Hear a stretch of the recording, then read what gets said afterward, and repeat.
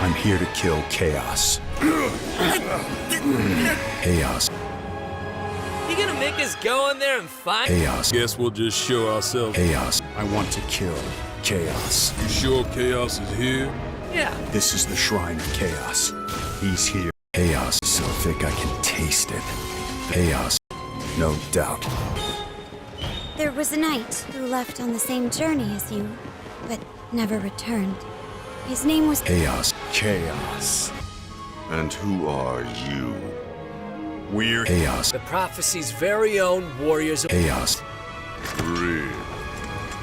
He always wore such splendid Chaos.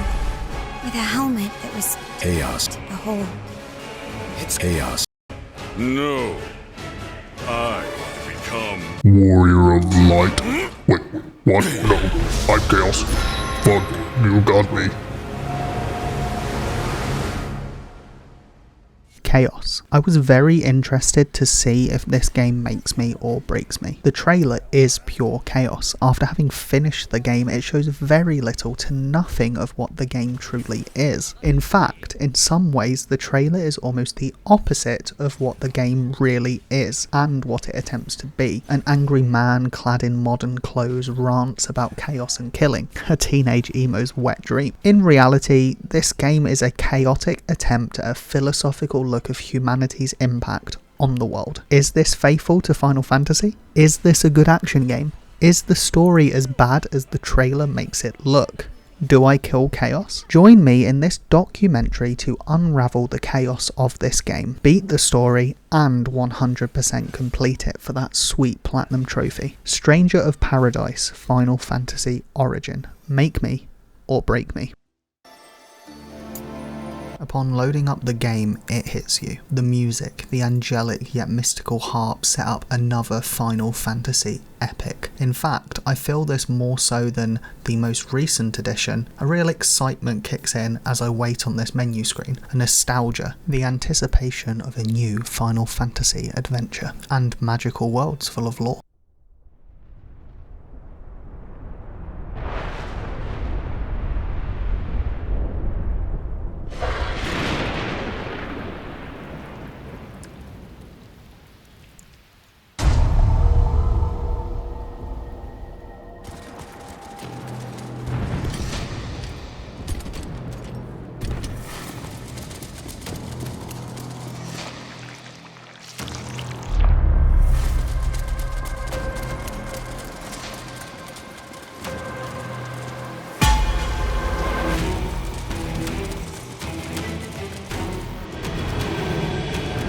We're then treated to an insane blood-pumping cutscene involving a mysterious and dangerous knight who steals a princess, slaying all in his wake. The character gives that same vibe as Darth Vader would, an unflinching inhuman warrior moving forwards like a machine. There is a heightened level of fear here as the human brain is wired to expect and look for emotion, even in an enemy. You look towards them. Are they angry? Should I be scared? Are they concerned? Should I attack? With characters such as this, you're emotionally lost. You know nothing. They know everything. They have the power. You just have uncertainty. The biggest fear to the human mind is not understanding, and with this, you understand nothing. Also, there is one hint here towards the plot of the game that I never notice. And it's a pretty big one now that I look back upon this scene, and I wonder if any of you can get it. Now, I knew this was a pre-rendered cutscene, so I was trying to keep my expectations set for the actual game. The pre-rendered cutscene is phenomenal though. It reminds me of the old Final Fantasy cutscenes that looked light years ahead of the actual game, and it gets you pumped.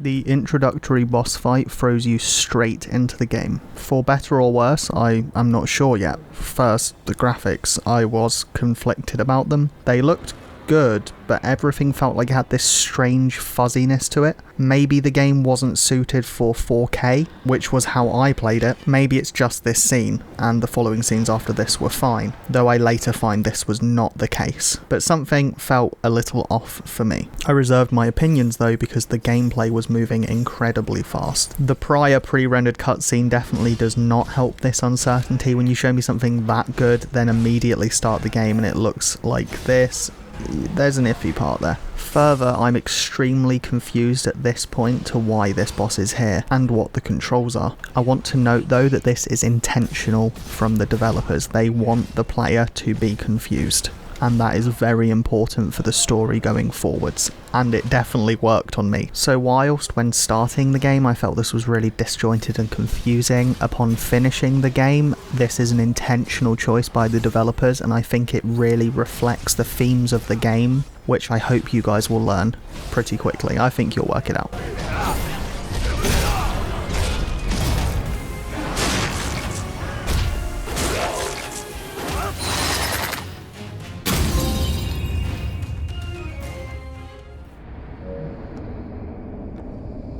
Got that?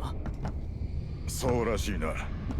だがなぜだ、満足できない。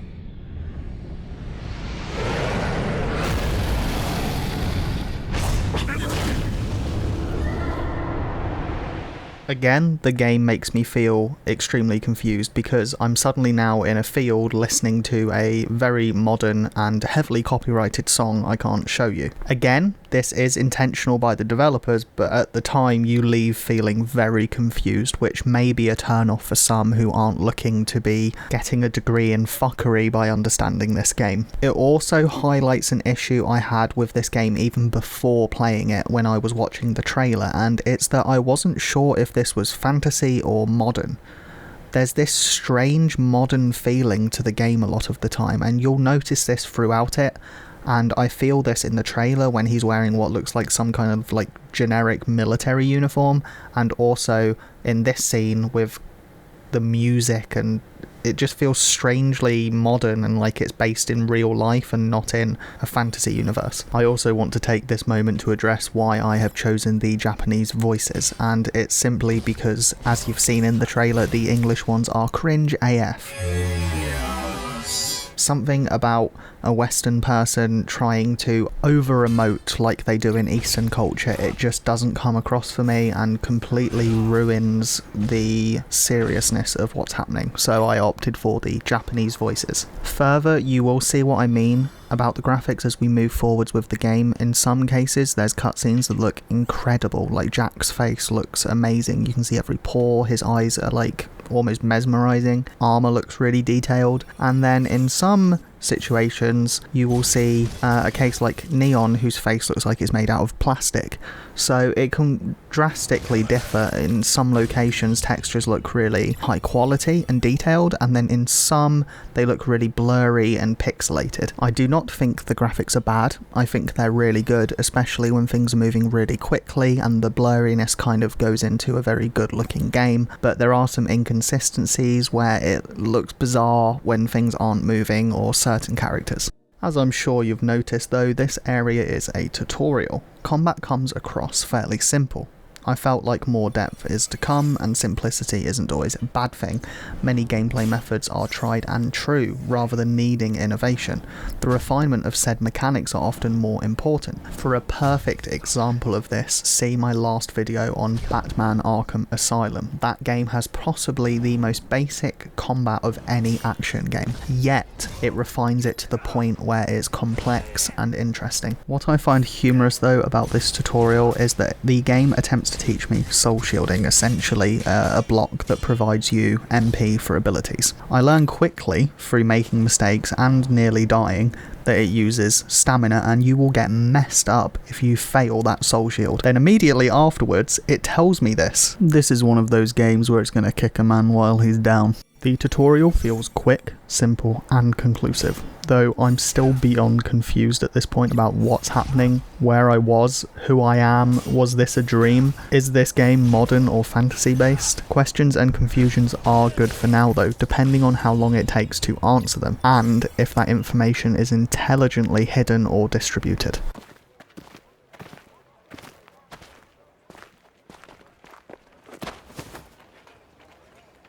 The game is very quick to set up the team and basic story. The heroes want to hunt down Chaos but require monster hunting to prove themselves to the king, and to be allowed to hunt Chaos itself. I am assuming the knight at the start at this point. It also sets up the common Final Fantasy theme of the Warriors of Light, alluding to the game potentially having crossover to other games. Further, the game does a good job of basic personality. They show Jack is carefree, he doesn't care, a wound doesn't bother him. Jed is much more caring and thoughtful, and the absolute unit of a man, Ash, only cares about the mission. It's all very basic personality stuff, but it gets across enough about the characters and establishes the story and their desires moving forwards. Very clearly the game is focused around the concept of mystery, confusion and chaos, so it's important that they pre-establish the basic principles so that moving forwards they can focus on those. If we also had to learn a great deal about each character and their personality and their likes and dislikes, it would take forever to get into the meat of what they are trying to do. What is important here though is they still need to demonstrate the character's personality throughout the game moving forward. If they just establish it here and then all we get for the rest of the game is wooden dolls that could be anyone, less good. Essentially consider this start of the game the foundation for everything moving forwards. We need a stable, consistent foundation of character, personality, and motive, so that all of the confusion around us, around the player, around me, is more tolerable. よし。改めてコーネリア王に要求しよう。お前たちの実力は認めよう。 This is reinforced in the next scene where they display these personalities again. Jack is aggressive and hungry. He does not care for much or anything else. Jed, he is vocal and thoughtful, and then Ash appeals only to the mission. He's forward thinking. What is important here is that the game is telling me almost immediately that these characters are not the Warriors of Light you'd think they are, or at least not yet. Their crystals are black, not white. Are they Warriors of Darkness? Questions of confusion start to be replaced by questions of wonder, and this is good. It keeps the mind thirsting for more story, along with a desire for more action. And it's incredibly well done that the game is managing to set up the characters and story whilst also setting up that something isn't quite right. 頼むぞ。なんだ? Out of nowhere, this random nun is playing music in the middle of the street. Oh, sorry, princess. The princess alerts us to a character named Garland, who went to fight Chaos. He was lost 10 years ago and nobody remembers him. Nobody can seem to recall or recollect this man. Strange considering he was a great hero. The princess also seems to have a friendly connection with the characters. Interestingly, they are not nobodies. The crystals also vibrate. There's more questions here. The classic Final Fantasy, levels of wonderment mixed in with fantasy and unique characters to explore. The game then wraps up this story foundation by the king's steward, I believe steward, telling us to set off north with a key to the Chaos Shrine, and that our failure will leave a stain on the king. There is little motive here for the player in this grand quest, but for the adventure. I'm not sure on the emotional reasons yet why I nor the characters should be motivated. Regardless, I look forward to finding this out, if there is one, as well as why this man screams chaos so much, because he must be very motivated for some reason. It will be interesting to see if the game can make me feel even 1% of what Jack feels towards victory, because currently the only thing keeping me engaged is answers, finding out more, knowing the truth. If they give that too soon, then what's left? And if they hold it back from me for too long, then will it feel dragged out? So with this being a Final Fantasy game, I'm sure you're all expecting a big sprawling open world where you learn about different cultures and visit different cities and see all sorts of different landscapes and vistas and views. Well, no, this game just uses a mission select screen where you just select a mission. It's not what I expected from a Final Fantasy game, but it's tolerable if the locations you go to are done correctly with enough quality to make up for that. The adventure must come from somewhere, and I'll elaborate on this later. However, before I went on to the next main mission, the game did give me an opportunity. If I wanted to, I could learn about how deep the combat mechanics can go, and then some side missions as well detailing 2 new weapons open up, daggers and fists. I did so, and boy, the combos that exist and the depth of the combat system did seem daunting, but intuitive. Different contextual uses of the same buttons produces different results based on the job, and each weapon was vastly different. It was good. It prepared me for what's ahead, and the complexity of the mechanics were done in a very bite-sized way. The best part though, if someone didn't care and they just wanted to forge ahead and destroy chaos, or they were just on an easy mode and didn't care for that, then they don't need to concern themselves with this. They can just jump into the next mission and go on ahead. It provides extra depth for those who want it. And poof, we teleport to the Chaos Shrine. The graphics really start to warm up to me in this area. The enclosed dark space contrasts with the colours caused by the combat. The area is well built, there is a strong atmosphere, the area feels old, ancient even, decrepit and lost to time. At this time, I feel where the game lacks in open world adventure, it makes up for in dungeon exploration and design. I hope that as the game continues, so does this level of care into creating unique and detailed dungeons. I want to get the same sense of exploration from these rather than the open world. 気を引き締めていこう。 ジャックについていくよ。 The game also gets my excitement going by tempting me with chests. Almost immediately I get a new piece of loot. The game sets up clearly defined as to what this dungeon experience is like. Then, to my shock, the item changes me cosmetically. This isn't exactly revolutionary, no, though from my experience of Final Fantasy games, it is. I'm used to Final Fantasy X, where all that changes is a weapon or shield, and that's if you're lucky. Yet here, the gear and weapon expression is shown full force. My understanding of what this game is rapidly growing, and I am falling in love.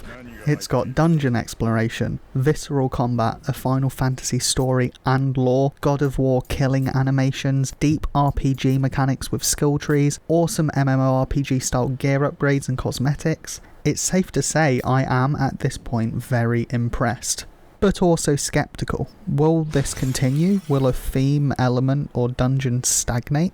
Now, I just want to elaborate on the God of War comment a little bit here. You'll be surprised to find out there are a lot more similarities with this game and the God of War franchise, but specifically I was talking about the kill animations. And I want to bring these up because every enemy in the game, not just bosses or mini bosses like in God of War, but every enemy has a kill animation associated. And the game is actually very clever with how they've done this, because they've bypassed censorship while still having really visceral, gruesome kill animations. So moving forward from this point, every time I do a kill animation, I want you to look at that, and instead of seeing the crystals, imagine that it's the actual enemy, that it's what you're seeing in front of you without the crystals, and Jack is doing what he's doing. There are points where he almost rips people's skulls open with his bare hands, and with the crystals, that's fine, but if you imagine that with what he is actually doing, it is beyond gruesome. It is an 18, and the fact they bypass that with this crystal thing is, I think, really clever, but also good for us as players because we get to see extremely gruesome, visceral action things happening without the over-the-top blood and gore that many do not like.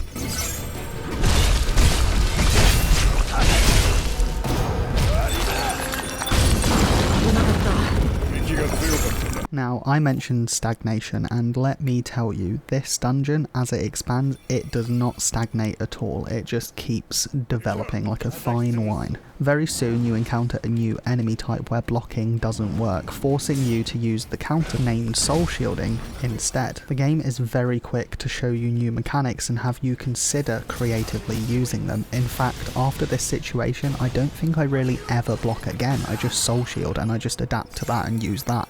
But depending on the job or class that you use, blocking is an option. In fact, some classes are built around the use of blocking, but the way that I played, soul shielding, countering worked, and I prefer that quick, Bloodborne or Sekiro style fast-paced action more so than the slower Dark Souls.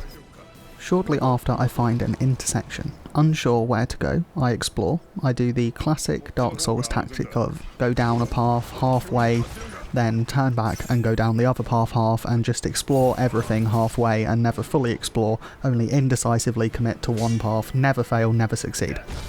Sorry. The dungeons are not designed linearly. This open dungeon level design only grows as I explore, and my mind is completely blown when I see a chest blocked by vines, an actual secret. My big crinkled brain works its very hardest and ding. Fire beats vines. No way, I think to myself, no way did I come up with the answer, and no way the game really is designed so smartly that I must absorb an enemy's ability to access a secret. It is true though, I absorb the fireball, I go to the vines and I burn them.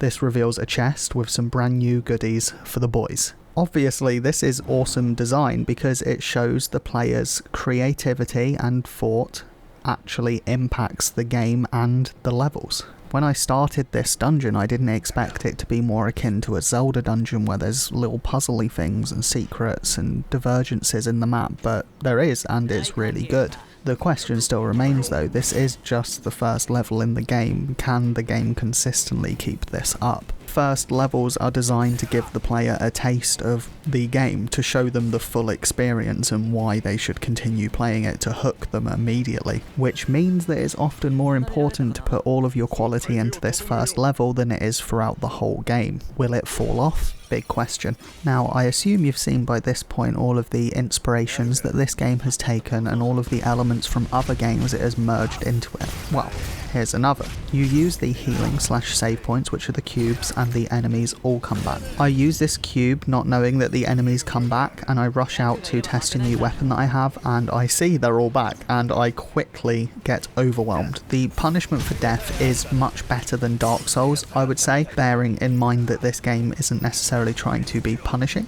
as all you lose in this game when you die is MP. MP fuels your potential damage in combat, so your punishment is not a quicker death in the next fight when you're already struggling, but a longer fight, and less damage, and requires you to be more skillful. I feel it's a fair trade for punishing me. This area where I died also demonstrates how well and how intelligently designed this area is. If a player struggles with the magic enemies, then they have a shortcut through the goblins, and if the player struggles with the goblins, then they can go through the magic enemies. There is variety and options, and it changes depending on what job you're using. I just unlocked the mage, and now with the water spell, I'm easily able to get through the fireball guys. I also have a great time experimenting with the new job that I unlocked, the mage, and having a lot of fun, as this combat system is, once again, as they all are, wonderfully unique. You manipulate the R2 button to select magic you can use on the fly. I go to upgrade the job at the cube, and then again, my mind is blown. Brain crinkles everywhere. As I see at the very bottom, that depending on how I upgrade the jobs, I unlock new jobs. Each job tree branches off to 3 new jobs. Some of these jobs even require multiple jobs to use. My sights are immediately set upon Red Mage, requiring Swordsman and Mage, and then Berserker, which requires an axe, I wasn't sure what it was at the time, and Swordsman. I can't have both it seemed, but I was very excited about the possibility of discovering new jobs. Unfortunately though, the game locks away a lot of the jobs until you progress, so you don't actually get the option of playing what you want from the start. I don't get an axe for a good long time, as you'll see. So unfortunately, there is some restriction about playstyle until later on. Here, a giant wall of flame blocks my path. I now have the power of the elements though. I use my mage class, I point water at the flames, and they vanish. Again, smart design. Using the environment, forcing players to learn that the world is interactable. I really hope this level of care continues throughout the game, though I do find out later in the game revisiting this level you can just walk straight through the flames and barely take any damage. I open these large doors. The room inside is expansive. My desire to explore wells within me. These dungeons, lost by time, are mine to explore, to loot, to discover and to conquer. An NPC says this. 魔物も多そうだ。気をつけよう。 Well, safe to say I didn't really pay attention to those words because this happens immediately afterwards. 出てきたか。 And I also learned the hard way. When I continuously take full damage, expecting this to be like other Final Fantasy games where there's invisible walls everywhere and you can't fall off. No, this is a Final Fantasy game where you truly feel a part of the environment. The areas, they are more immersive than ever. Kicking a ladder. This game definitely takes inspiration from somewhere. No, not that. Come on, no. Praise the sun. Where the open world is non-existent, the dungeons do make up for this by expansive dungeon design. The enclosed ancient dungeon turns to an open chasm of Final Fantasy-esque demonic towers, expansive and showing this area is far larger than imagined, much like the game. The area continues to evolve as it becomes more regal, making me feel like I'm reaching into the heart, the inner sanctum of this dungeon. This room perpetuates the expansiveness of the game as it offers multiple doors and avenues to continue. Okay, there's no outside world, but when the inside world is a world on its own, that is good. One of the collectible notes of this game is called the Fool's Missive, and this Fool's Missive explains that dark crystals mean that regardless of a character, darkness is always drawn to them. For instance, the princess is the embodiment of light and good, yet she has a dark crystal, so the darkness is drawn to her, chaos is drawn to her. But is she the one that gets kidnapped in the start cutscene? It looks like she is. The writer of this note is said to be a mystery though, not another mystery. Damn you, Final Fantasy. I see an absolutely gargantuan doorway. This is very clearly a boss fight. Especially so considering I see a large knight, the one from the starting cutscene sitting upon a throne. The threatening, uncaring presence exudes confidence, and in me it extrudes a mixture of concern, anticipation and something in my pants. To my surprise, the knight engages us in conversation, and even though I didn't realise, but it should have been obvious, Jack recognises this knight as Garland. And I bet it's going to give you all so many more questions as it did me.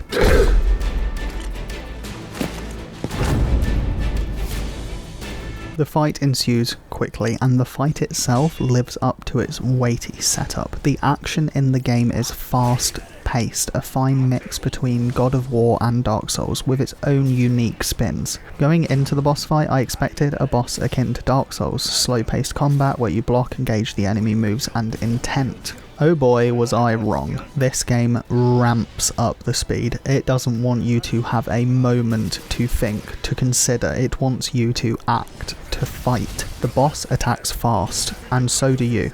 You have to block as fast as he attacks. Gamble on soul shielding even faster. This boss fight trains you to start thinking reflexively, and the combat starts to shine here. I die a good few times. This is no issue though, because I see my mistakes and how I can improve. And improve I do. I start using soul shield to counter on the fly. I switch between combat stances. I use warrior skills to dodge attacks. There's even options in the combat. I could well have focused on defense, but I chose instead to focus on offense. I whittled down his first form carefully, then activate Lightbringer for the second and went in full offense. Mostly because I used too many healing items in the first form. This worked though.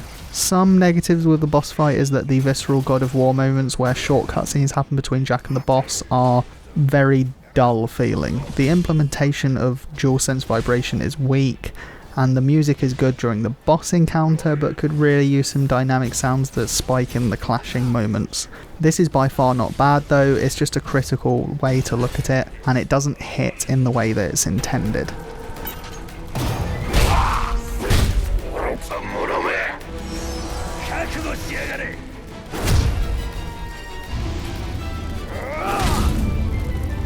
A really good point to bring up here as well is a lot of the side missions ask you to repeat levels slightly differently or to repeat bosses. And I don't know how they did this or how it was scaled on their side, but no matter how many times you fight a boss, if you go in on this level at level 1 and then you have a side mission at level 30 and you fight that boss again, it will kick your ass still. Their balancing of boss difficulty is incredibly well done. Now, there are points later on where you do just get really powerful, and some bosses it is a case of you do enough damage you win, but this might also just have been my strategy that I found.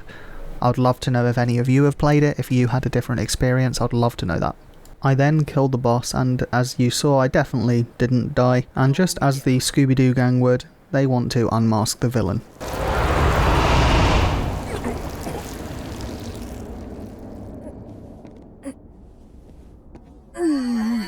And it's a young girl.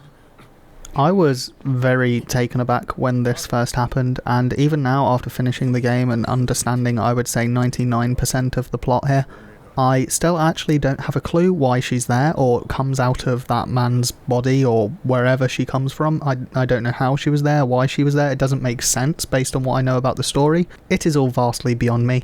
I guess it was a man possessed by chaos in a suit of armour possessed by a young girl. Also, can we just address and agree that she is definitely a 2B ripoff? She looks like she's straight out of Nier.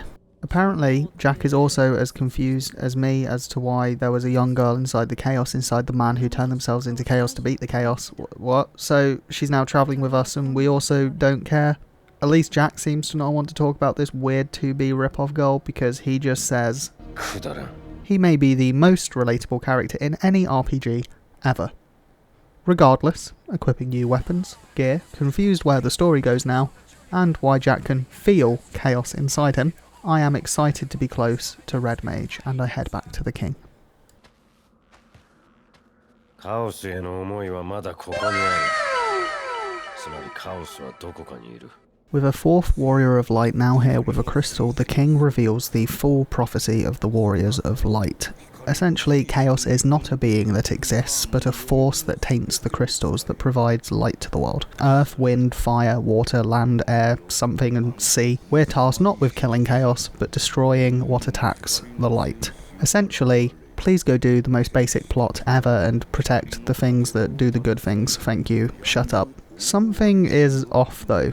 The party say that the throne was empty, which isn't true. Further, afterwards I talked to Princess Sarah, who told us to rescue Garland, and we tell her that Garland wasn't there, even though we addressed the Chaos Knight who sat upon the throne as Garland. We did that.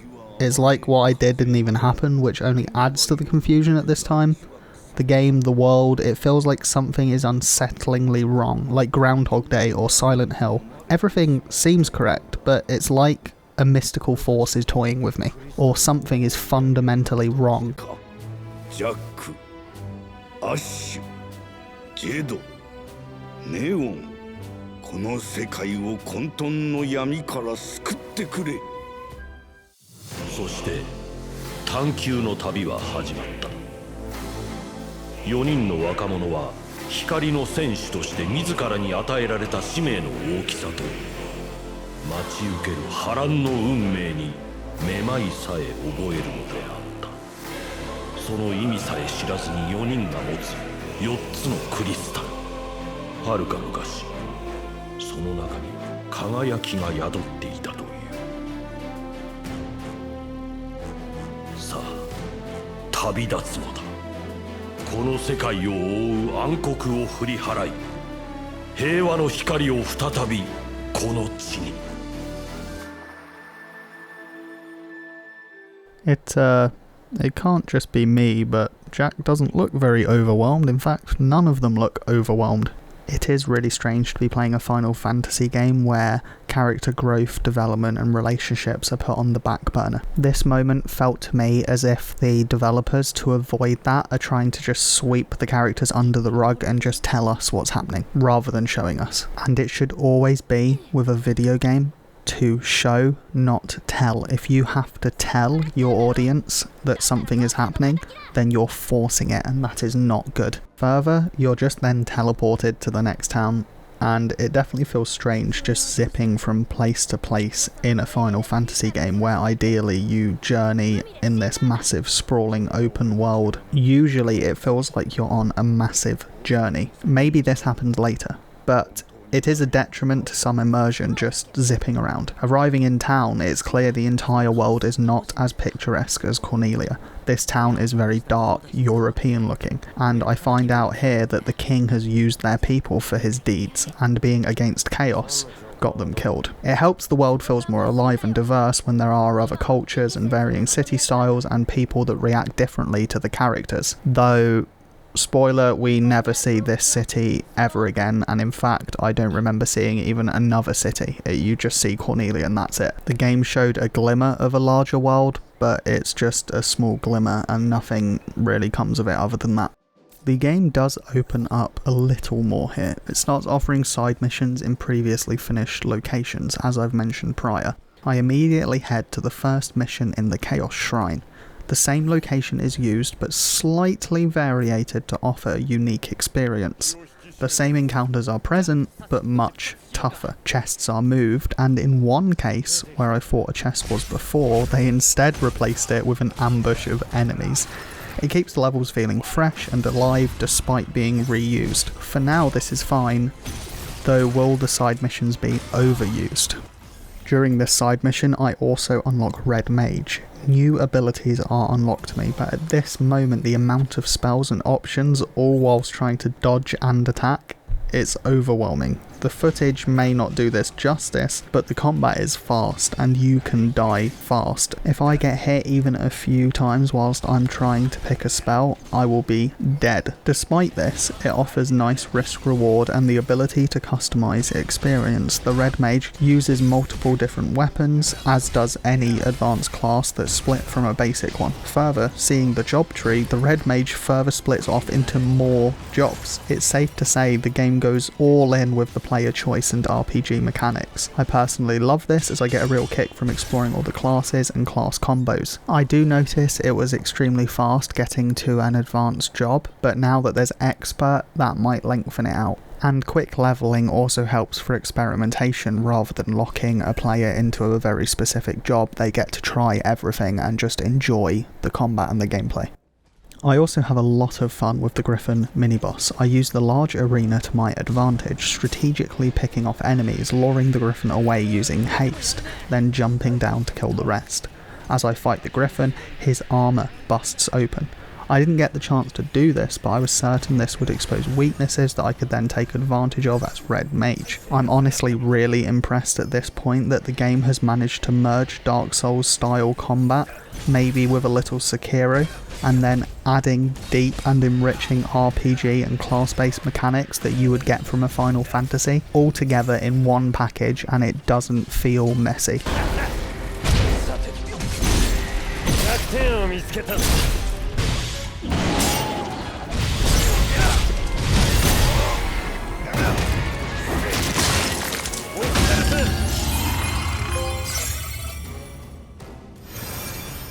And you gotta love those epic loot explosions. Oh, and I also forgot that I got a new teammate, who I immediately dressed up in much more appropriate attire for travelling the land fighting demons. I subbed out Ash because his equipment was the worst and I kind of wanted to try out a monk weapon in the future. Sorry not sorry bro, you're stealing my loot the way it's gotta be. Whilst in the new city Provoker, I think Provoker, I don't know, we only see it one time, why would I remember the name? We get told about some pirates, so we go off now to stop the pirates and save the village, as classic hero questy things you do. Starting this level, we get a nice glimpse of the open world, showing me indeed that it isn't only indoor areas. It is slightly disjointed, and ideally they would employ the tactics that Dark Souls do, where you can see visited locations through the locations you're in, but it's still welcome to make things feel slightly less like you're just teleporting from place to place. As an example, on that view, seeing in the distance the capital Cornelia looming out from the mountains or forests, that would really help the world feel a little bit more alive and congruent. Naturally, I was expecting things to fall off a little bit after a strong first level, but this level does continue to impress me. After entering, I noticed spiderwebs. Now, many games just use these as decoration, but the previous level taught me that the environment is interactable and involved with the gameplay. So, naturally, I look up. Lo and behold, the most annoying of creatures, the spider. This will be the only time I try to show the spiders on screen, so don't worry. The spiders are gone, you can look. But I will give the spiders some credit here. A cave is a much, much safer place to live than my bathroom. Nonetheless, I mess them up with a fireball. See, this section is good because it shows the environment is a part of the game and also that class and player expression changes the gameplay. If I didn't have Lancer or a magic user here, or didn't pay attention, those spiders would have ambushed me. My enthusiasm for the level design only continues as later they hide secret areas, contextually done as if enemy pirates did it themselves. One character even comments, "In a secret area, I find a lance, and when I equip it, it is far better than any I had previously found," and realise, for some reason, that the lancer job had been levelled up even though I'd never used it.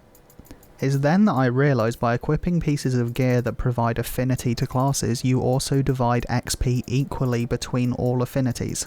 So there's more freedom in the hands of the player here as you can decide how to allocate resources and experience based on your preferences. Myself, I like to dabble in everything and want to try and collect every class. The trophy for this is so far off, but it doesn't hurt to start now whilst I find my perfect class. For the majority of this game, until it gets tough later on, I pick my pieces of gear based on affinity, not stats, so that I can level up classes and get more experience towards the ones that I want or the ones that I need to level up for more expert jobs. Then Ash, the little creep lurking in the background somewhere, chatting in my ear as if he's my friend. Bro, you ain't on the team. Be quiet.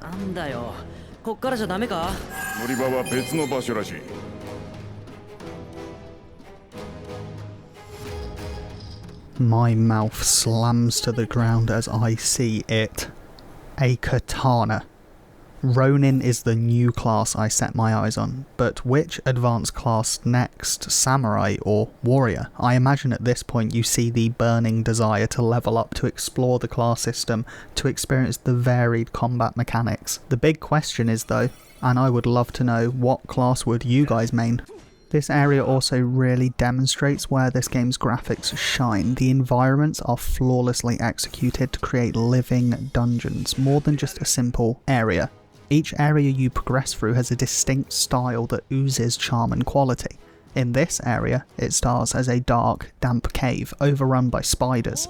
A few straggling pieces of flora litter the cave. As you move through, signs of humans start to appear. Barrels, tables and such. Before you exit a door and see in front of you a pirate ship, a fully taken over cave system filled with murderous vandals, signs of life, gallows, docks. However, as you traverse deeper, nature takes back over, the taint of humans replaced with overflowing fauna, vibrant plants that with HDR pop vividly, littering the area and filling the screen. They contrast beautifully over the dark, wet cave walls. All this environmental design is from one single area. In most games you'd be able to summarize an area with but a single sentence, but not with Stranger of Final Fantasy. On the critical side, this level is a little more linear, just with some side secrets that branch off. Also, every time I talk about the game, I'm not going to say Stranger of Paradise Final Fantasy Origin, I'm just going to call the game Stranger of Final Fantasy, or maybe even SOF. Yes, SOF, because I ain't saying that full name. As I move onto one of the massive pirate ships, the next boss fight starts. This is against the pirate captain, Bixkit, or whatever his name is, for information on where the crystals are. Apparently, smashing an evil pirate's face into the wall gets you a free boat ride too. Man, who would have thought?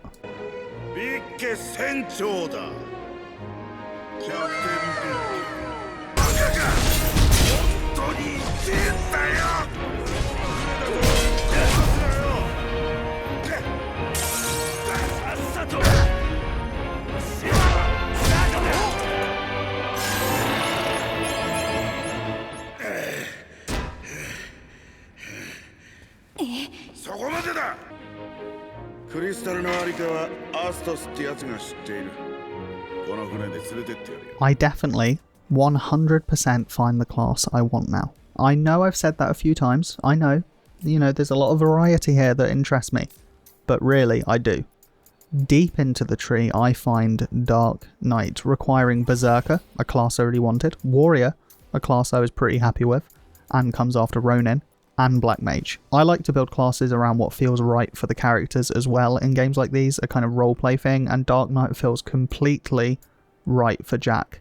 And totally not another coincidence considering the game that I just did a video on was about Batman, the Dark Knight. Also, for some reason that I never discover, I was completely bewildered why when I found this, and I still don't know even now after finishing the game. I don't know why. You can talk to random NPCs in Cornelia. It's strange as well as it requires a loading screen to just go there for a few screens of text. Maybe this was their attempt to adding an arbitrary RPG, go to the town and talk to people, or they thought this would add some kind of congruence to the world, but it just doesn't work. It just feels really out of place. 腰痛が治ってきたんだよ。これも光の戦士様のおかげかね。ここがアストスの城だ。せいぜい気をつけろ。 Heading towards the Dark Elf King, that is seemingly a very scary man whom the pirate fears. I decide there is no better way to introduce myself than smash up his entire castle. I am naturally the main character here. And there's the invisible Ash again, this little bugger won't get out of my head. 合成だな。こんな城に住むくらいだ。ああいうのがお好きなのさ。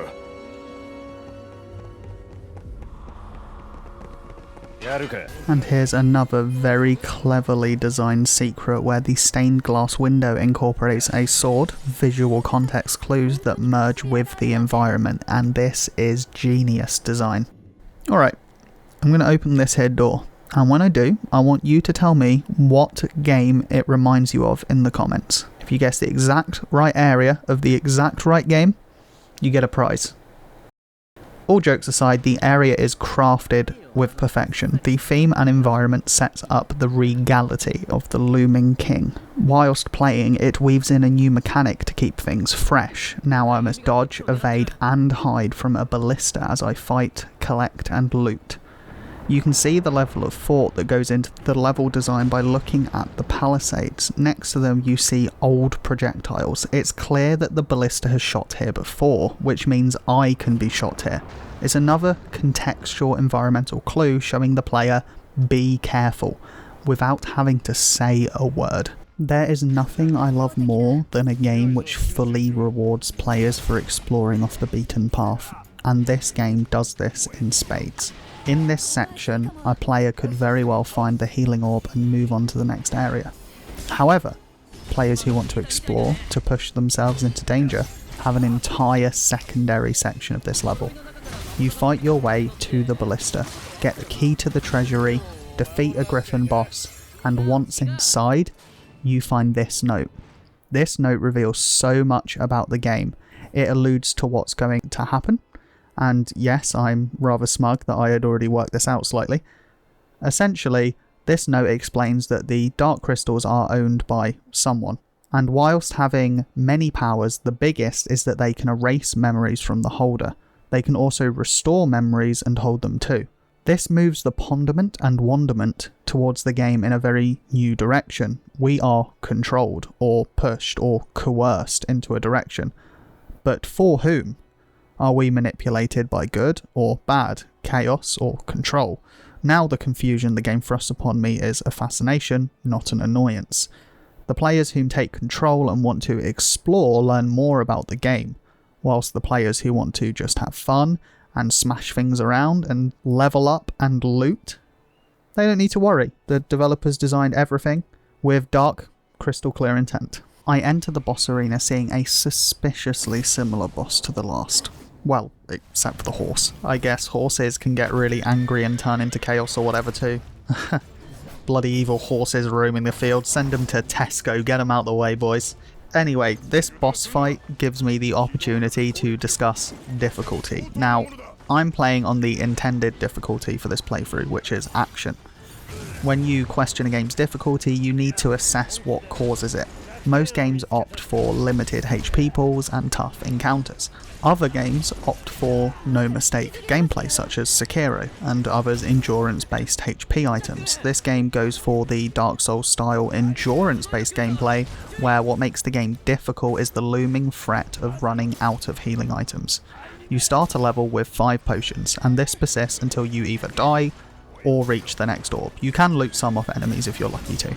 If you run out of potions, that's that. You're out. If you get hit, you die. For general gameplay, I would say the orbs are not ever spread out enough to warrant the endurance being difficult. In this case, the difficulty is in environmental exploration, enemy discovery, and environmental risks. At no point exploring did I ever face the risk of running out of healing items. That risk may exist for some, but I believe most will find this a non-issue. Ideally, I feel the developers should have committed harder to lengthier healing orbs. Especially after having completed the game, I rarely ever had an issue with potions during levels until one mission near the end of the game and one mission once I had completed the game in the post-game content. It has always been very easy. The bosses, on the other hand, not always the case. They often take a few tries, and specifically this horse one, without a doubt, is the hardest boss in the game. This one is the one that will make you or break you. Regardless, the endurance-based difficulty does come into play during the bosses. This is where the difficulty and the combat shines. The game omits creative combat mechanics and exploration for mechanic perfection and HP endurance. When fighting outside of boss rooms, you have a lot of variety in how to play. When in a boss fight, there is choreographed moves that you need to dodge, that you need to react to. The bosses are also very unforgiving, as you've seen here when I die a lot. The bosses move fast, they attack fast and require you to learn their moves. You need to know when to be uber aggressive, when to prepare for soul shielding. Further though, this onslaught of a boss you're subjected to really enhances the endurance-based difficulty. The unrelenting attacks whittle down your healing items until you're out, you're empty, fighting on fumes. The boss encounters handle this incredibly well, and so far feel incredibly well balanced between difficulty and skill. I really do wish the general exploration spaced the orbs further apart to replicate this throughout the game, but they still offer a good experience to be creative with combat and learn about the game, rather than having constant difficulty.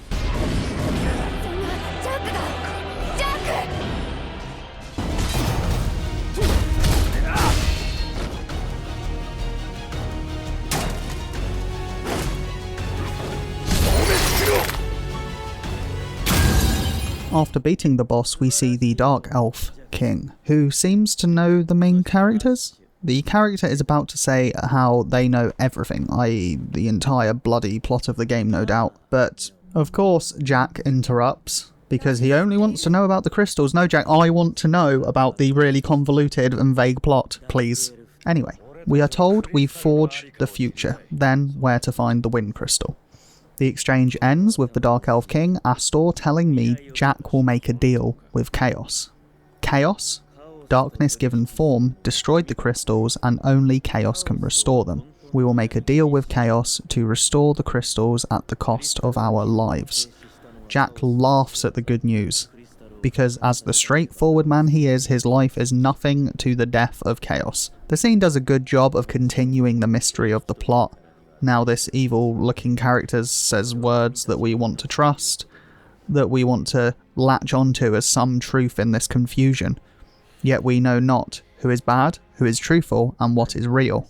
For better or worse, he does know something. After this mission meeting Astor, some memories are apparently unlocked. Is this Dark Elf King controlling the Dark Crystals and unlocking memories? Either way, I can now start selecting party members' jobs. It's good to have something else that adds customization to the gameplay formula. More player expression, more armor cosmetic customization options, and it does feel like at this point the game just keeps on giving, which is good. Neon specifically is really excited about becoming a knight.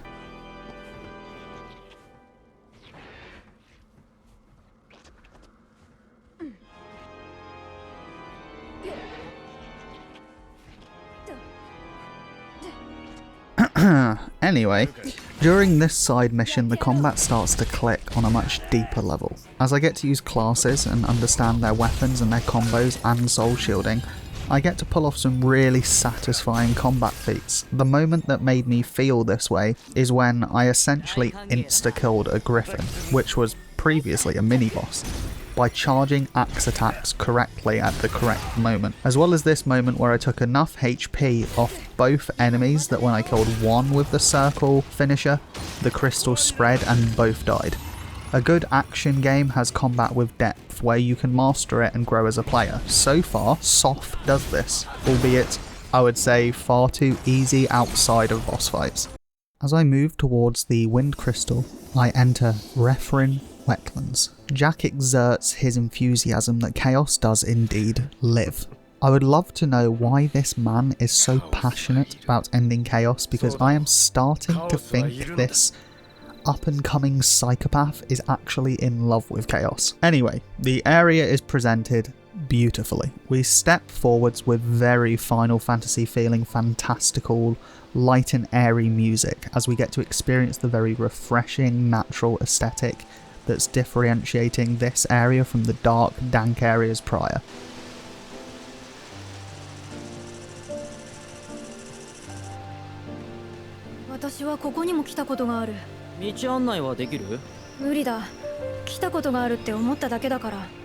Even the nicest area, which I would say is the Dark King's castle, was dark, brooding and foreboding.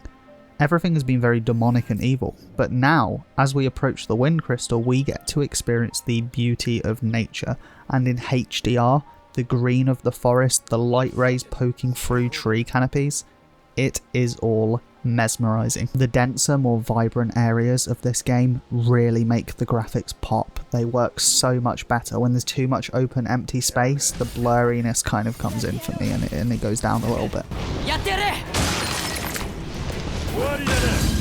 This area continues to attempt innovation by incorporating a new level mechanic. In this level you are able to interact with orbs to change the weather and manipulate the level. The mechanic starts off very simply.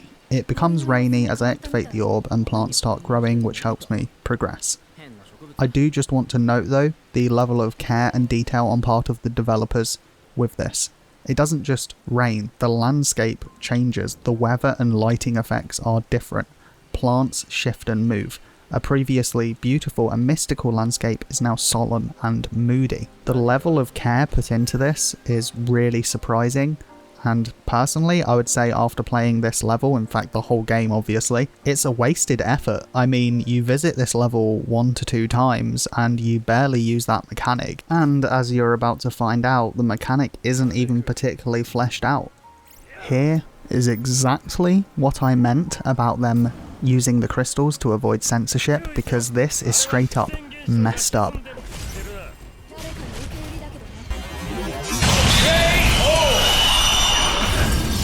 I do not know how I feel about Jack pile driving a water elemental woman into the ground. Pile driving should be an automatic 18+ and I will not accept otherwise.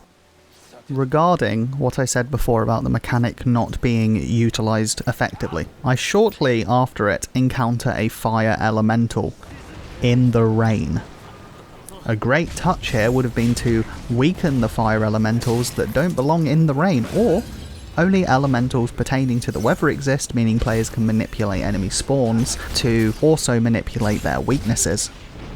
Probably minor, considering the game isn't too difficult at this point, but I think it's a missed opportunity. It feels aesthetically strange and it makes the mechanic seem weak in regards to gameplay, even if it is environmentally interesting.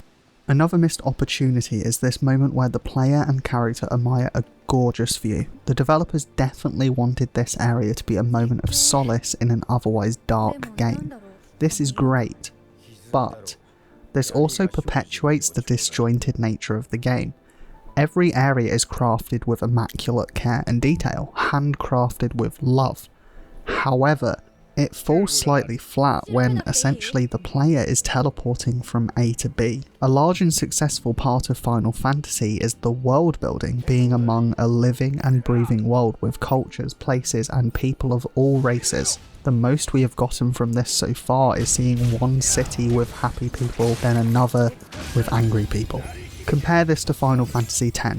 The main city, which I forget the name of, is a bustling hub of varied people and races there to play blitzball. However, on the outskirts and beach towns, you have people at the whim of sin, scared they could die at any moment. Death is a fact of life for them.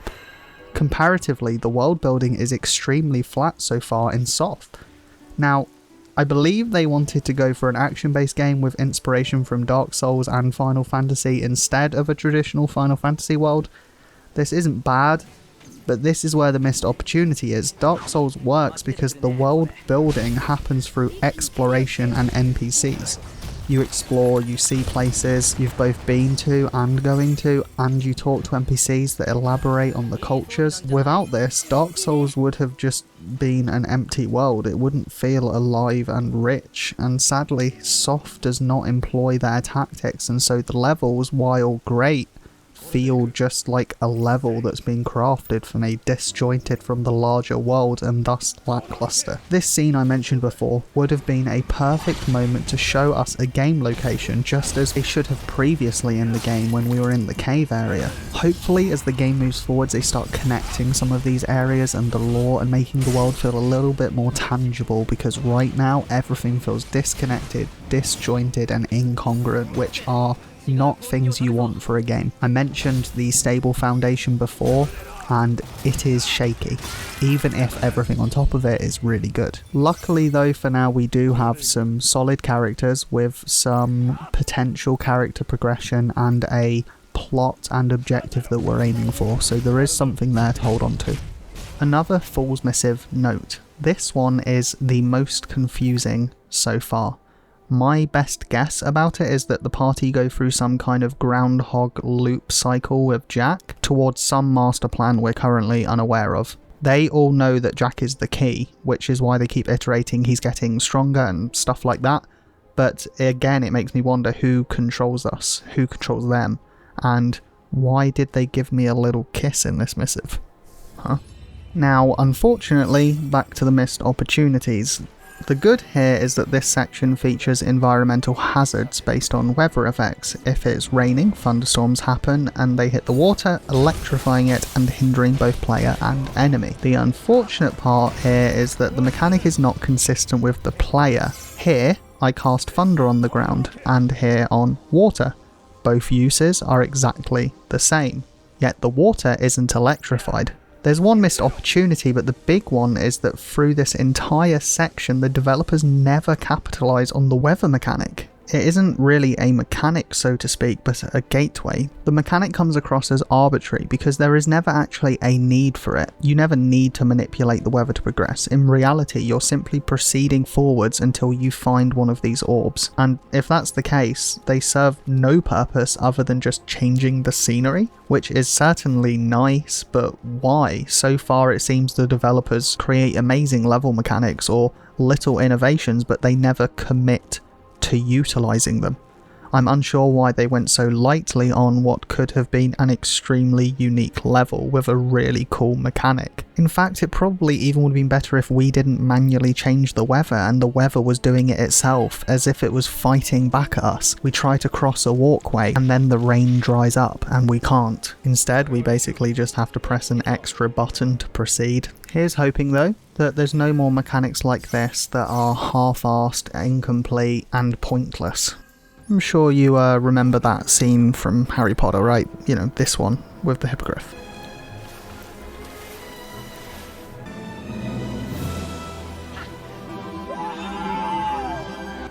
Well, it turns out that Harry was actually toying with the poor creature and he is an absolute psychopath because they can't swim.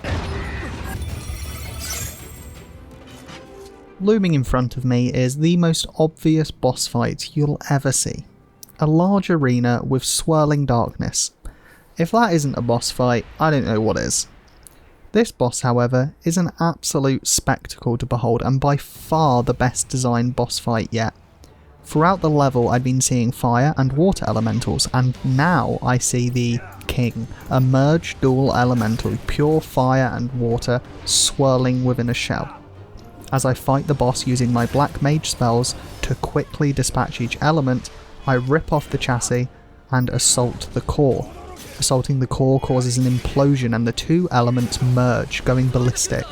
The first phase was extremely easy, probably because I manipulated the elements. The second less so. This was the first boss I did first try, but also the most enjoyable. Heart-pounding boss with the coolest, most unique design. Classes seriously changed this boss as well. If the player doesn't have a magic based class like I did, then they need to soul shield each elemental spell to be ready for the next element, so they would need to absorb the water elemental's ability to then use on the fire elemental. That's great design, and the ending of this area is nothing spectacular. The entire level was just a nice moment of the party travelling from point A to point B. There could have been more character progression here, as the most we get is them walking off without Neon, and some comments on Jack forgetting that she would respect him if he finds chaos. Other than that though, this was the first instance in the game of just filler, of simply travelling and nothing really happening. At the time of writing this, it was a very 50-50 feeling, because the game has been dangling this carrot of finding out more in front of me, which I've been reaching for, and to add filler to that, it feels bittersweet when I'm clawing to get that carrot to find out more. Filler isn't always bad, and often it's necessary for pace, for character development and more. One good example of this, in my opinion, is the show The Good Place. That show is a sitcom which is heavily focused on progressing the plot, having the story keep moving, and by doing so, it disrespects the characters, and it forces them into situations that feel forced.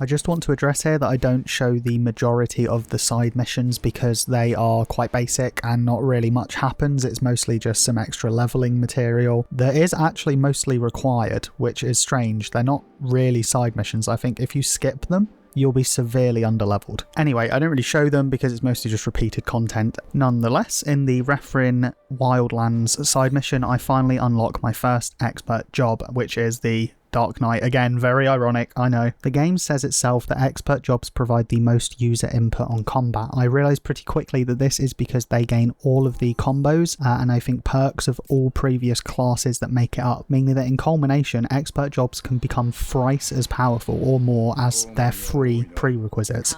Next, I set my eyes on Paladin as my second advanced job. They heal on every attack, so I figure having my two endgame jobs, be one that's high damage that hurts me and another one that is maybe lower damage but heals me, is a cool combo. Next, I arrive in the Crystal Tower. The level opens beautifully. The bright blue shines and shimmers everywhere as you look around. There is also this fantastic mini-boss, this giant deformed ogre creature that offers a decent challenge. Soul shielding doesn't work as it attacks multiple times in quick succession and it's far too much to block or soul shield. It requires good dodges and full offense against a very hard hitting foe. However, this is about it for the good. At this point I start to notice that the game repeats enemies a lot. I mean, I'm in the Dark Elf's Crystal Tower, or at the very least the Wind Tower. What would you expect? Demonic minions, harpies that have taken over? Well, how about worms and water elementals? Yeah, not even wind elementals. Essentially at this point I noticed the enemy variety is leaving me wanting. It feels like beautiful levels have been designed and random enemies have just been plonked down to stand in my way, rather than enemies that belong to this area, that belong to this world. This does improve as the level goes on. You meet some guardians, which are robotic creatures who attack fast and resist physical attacks. All atop platforms that are very easy to fall off, but still, why worms? And even the guardians feel kind of out of place until you find out later on in the game why they are there. This is in stark comparison to Dark Souls, where, let's say, in the Undead Burg, every single undead you meet throughout that level, it feels like it lives there, it feels like it exists in this area and you are the intruder. この塔は登ったことがあるような気がする。でも塔なんかあったかな。蜃気楼の塔か。幻想的だね。 During the level, Neon also believes she's climbed this tower before, as if remembering something distant. Deja vu? The very invisible and definitely not there Ash replies, 蜃気楼という言葉が頭に浮かんだ。見えないものが見える現象だ。 Personally, I believe him. I mean, this tower is playing tricks on my mind because there is an invisible dude talking in my ear.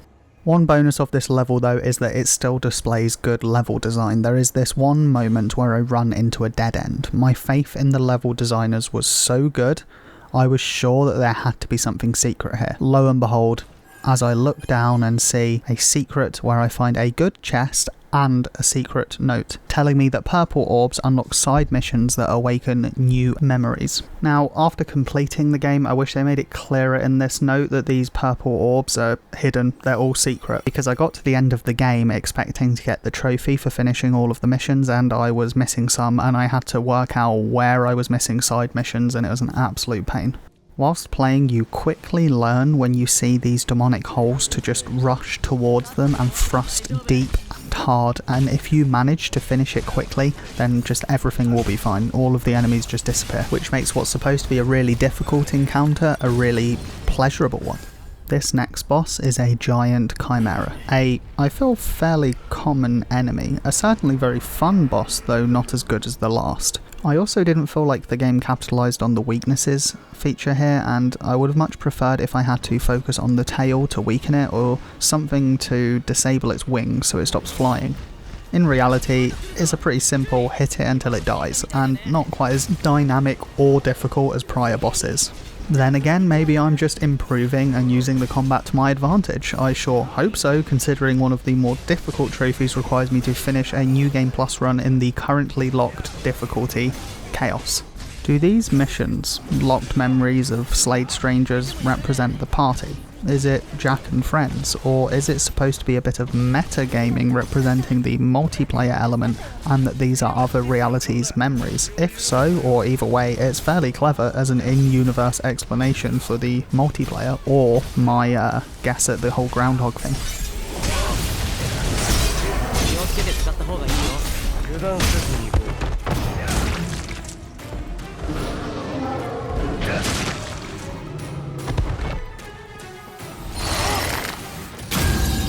Now for one of the few times I will talk about a side mission. In this side mission, the strangers died facing unending waves of enemies that spew forth, or something like that. Well, to be quite honest, that's a load of crap. You face 11 enemies. 11. Not unending waves, 11. Then the game kindly goes, here's a healing point. Again, the developers did not commit to something being difficult or commit to the waves of enemies gimmick. Instead, they cop out just when I was starting to worry about my healing items dwindling. This happens a second time later on the second wave when I fight a mini-boss. This would be the perfect time to test me and push me with a second mini-boss, but sadly, no. Difficulty so far is becoming a real killer for me, and not because it's easy. The combat isn't strictly easy at all. It's because it feels like the game is trying to hold my hand. Like the developers are watching and giving me little gifts to keep it going smoothly. This is damaging to the gameplay because it means you will act recklessly more often, and it leans towards button mashing over skill. It's a very confusing design choice considering they lure you in with a hint of Dark Souls at the start, then just rip it away later on seemingly. Though I do have to say, I Kind of regret my previous words slightly when they make me fight that damn tough Black Knight with the horse thing again, and you know, I swear he is harder the second time too. Jack, in his new Gucci jacket and Gucci branded face mask, always stay safe from the big C kids, wakes up after being teleported to the Flying Fortress. Did Astos dupe us? Is he actually trying to dictate and control us? Is he trying to kill us? We see some holographic lady and we move in. At this point, it's very clear this is not the Final Fantasy we are used to. There is something much larger at play. The area is mechanical and futuristic, something which, while some Final Fantasy games do have tech, is far beyond the usual. I mean, I can't think of any other Final Fantasy game where you teleport to a space station and see the planet from space. It's bizarre, almost like a fever dream, which the game has a general feverish vibe. Neon vocalizes she more clearly remembers this area as I progress. Sometimes with a game like this, it's best to stop trying to guess the plot and just turn your brain off, because I can't predict what insane situation will be thrown at me next. A small example here of how fast paced the combat is, as here I press the wrong button. I struggle to counter and I very quickly die, and this happens on a defensive class. The game reintroduces environmental hazards which I use to my advantage against the Guardians, which are usually resistant to my attacks. I find a switch which turns them off, and I expect that this will be another mechanic which is just a gated system rather than any kind of engaging puzzle. I do have to activate another which activates some more traps, but there is nothing engaging about just run from traps. It does later introduce some seriously difficult encounters with electrified walls and large clusters of enemies. Without magic damage, this is a very tough area which really hands it to me. In fact, this is so much so that I ditched the Paladin class I recently unlocked to go for a new one. The one, as they say. Whilst there isn't anything particularly puzzle-like about this new system, it is still just a flick the switch to move on gimmick. It does offer some combat challenges. You have to adapt your playstyle around the traps, but again, it's just another gated system to moving forwards with an extra button press. The most recent note suggests someone, or some force, has gotten Jack and the party from some other place as tools to fight the dark and light to keep balance. Yes, that's a lot of very vague, ambiguous terms, but that's what the note says. They suggest these people must use futuristic technology, the ones that control the party, meaning this flying fortress may well belong to them. The question is, if we are tools, and we know that we are tools to protect the world at the cost of our lives, memories and all of that, then what is the purpose of the game? To rebel and doom this game's humanity? To break the cycle somehow? It's interesting that the game provides the player such imposing exposition and backstory behind notes. These notes contain game-changing information that for the vast majority of players, I don't believe they will ever see. Clearly the developers are completely fine with the player being confused and lost, but not me and not us. We will review the living chaos out of this game. My first experience in this game of fear. I have travelled far. I have no healing items for the first time ever, and I see in front of me a group of enemies and a mini-boss. Now, I don't know how an ogre got into a flying space station, but let's say he's the captain. He's the captain of the ship. I'm excited to see if I can take down the captain and his crew with no healing items. Finally, the game is starting to challenge the player somewhat. It's starting to space out the healing a tiny bit, even if I'm only so low because I used up items in a prior difficult encounter. Time will only tell if this is a fluke or the challenge starting to increase.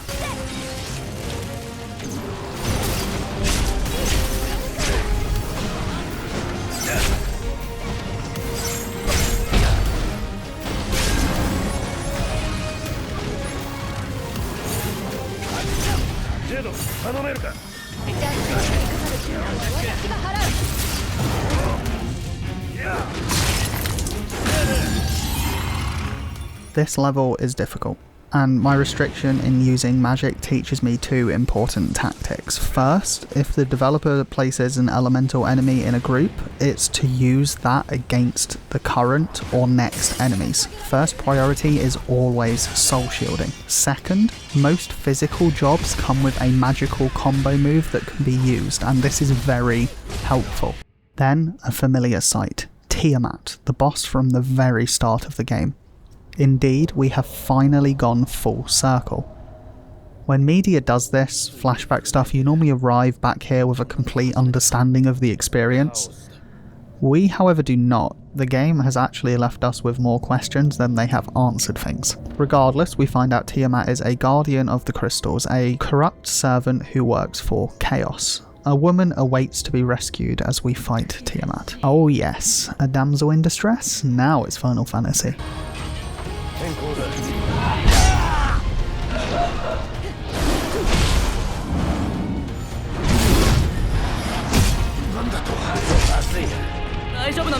Tiamat is no joke. This boss is by far the hardest in the game yet.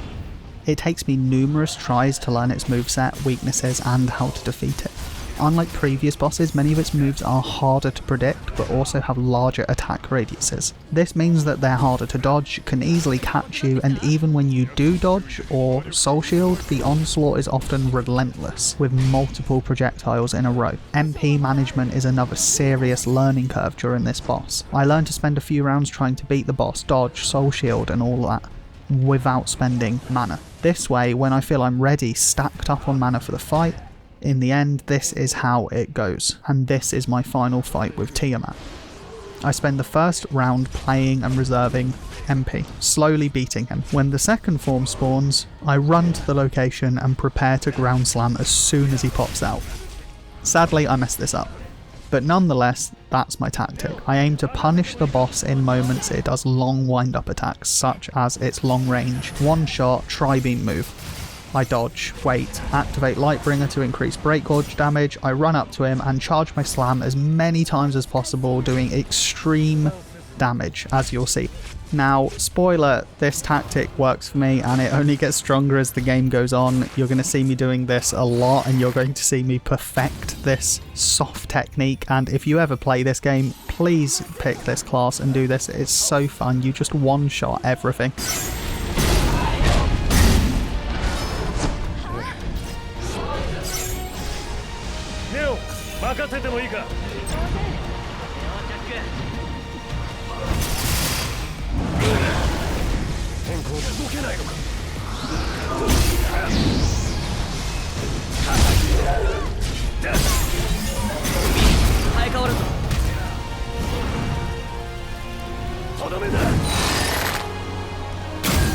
Tiamat dies and the stranger is released. She is a refreshing character to behold because she isn't the typical young and cutesy Japanese girl.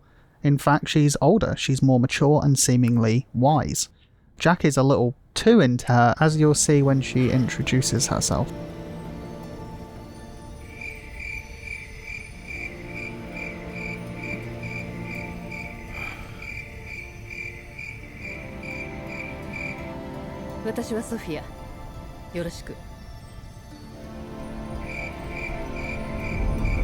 The crystal attempts to kill Neon, and Sophia saves her by using her crystal.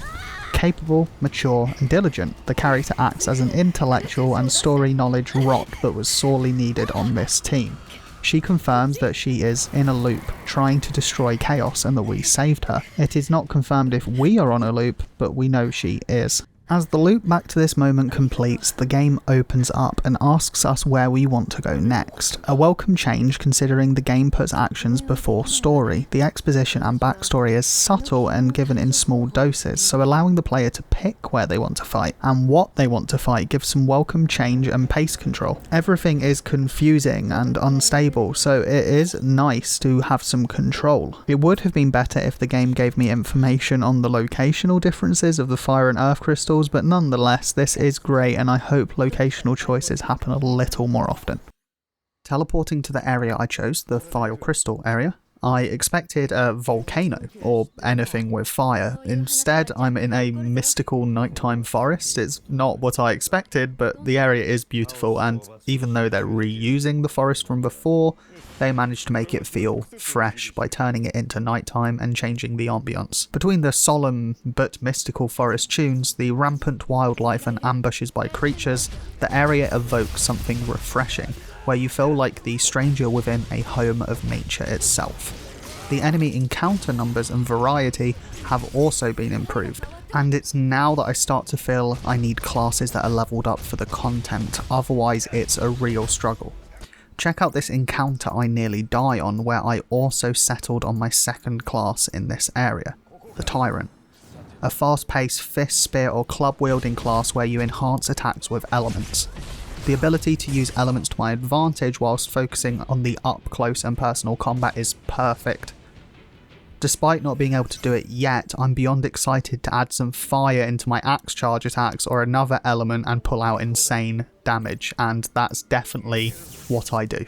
It's funny because one of the biggest joys of a Final Fantasy game, especially for fans of the series, is seeing the reoccurring creatures. When I first lay my eyes on this Malboro, I resign myself to death. Luckily my axe hits so hard I one-shot him before he one-shots me.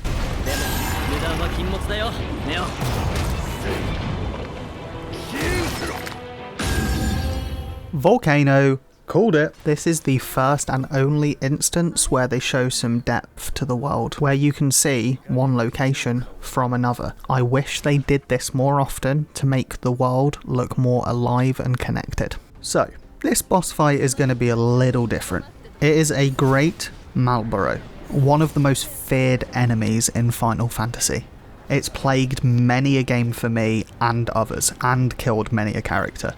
In fact, many speedrunners fear them for being run killers. But anyway, just watch this.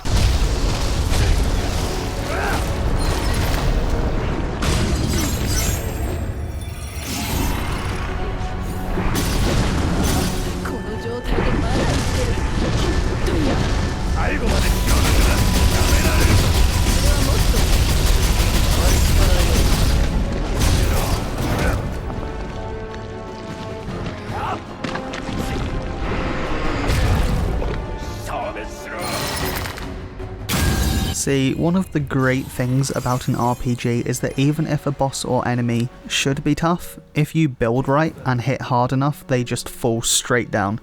Such a strange feeling as a player. I've overcome a boss, yet I feel so dirty. After defeating the boss, we see a short flashback of Jack receiving his crystal from a mirage of a man or woman.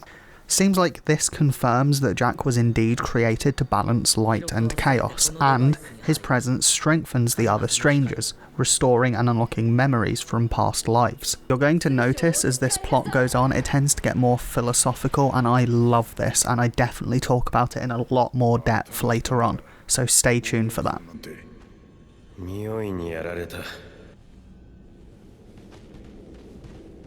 This entire area goes very smoothly. Potentially I'm over-leveled, though I think only slightly. Mostly it's that sweet feeling in an RPG of using weaknesses against enemies. With the Tyrant elemental choices, I steamroll through the whole area with the water element. The level uses patches of lava on the floor, which you would think hurt you, but I eventually find they do not. The game provides a canon reason for this later on, which is welcome, though I would have preferred the difficulty of seriously reduced floor area that could kill me. And again, I feel this is another example where the developers don't commit to the level design. This note shows whoever created the strangers also found or created the Dark Crystals. The Dark Crystals can transfer memories and activate devices. Memory transfer requires a great amount of data, whatever that means, and so this function was locked away. A side effect of Dark Crystals is power increases, with the leader, I assume Jack, being the strongest, and so they gave him a special Dark Crystal. I mean, man, these notes, they love being vague. It gives you maybe like 1% of the answers to the game, but with it comes 50 questions that just grow the amount you need to learn. The great level design also persists, shown by this area where you see a previously visited location from a greater height, adding a real sense of scale and depth to what could just be a hallway of combat encounters. Secrets also stick around, as of which I found 2. 2. I mentioned earlier about how Dark Souls uses locations previously visited or that you're going to go to in the distant environment to show you a sense of depth and scale of the entire world. Now, Sof does not do this, but it does do it on a smaller scale for the dungeons. So it is good in that sense, it's just the world that feels incongruent and messy. The dungeon design has always been on point, minus the half-assed mechanics thrown in. Boss design is a vital element in creating compelling fights. Even though I kill this boss in mere moments, it's still stuck in my mind. This is one of the things that Dark Souls has always done really well as Ninja Gaiden, though I've played that far less. The boss has been given a mouth that's as equally disturbing as their words, then the body of a snake to capitalise on how cold-blooded this creature is. Ironic for a location with a fire crystal, but also explains why the heat of the fire was hidden away and quenched by this chaotic being.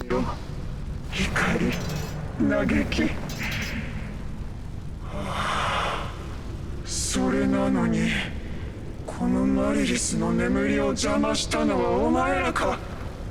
火の力は渡さん。私の炎で焼き尽くしてくれよ。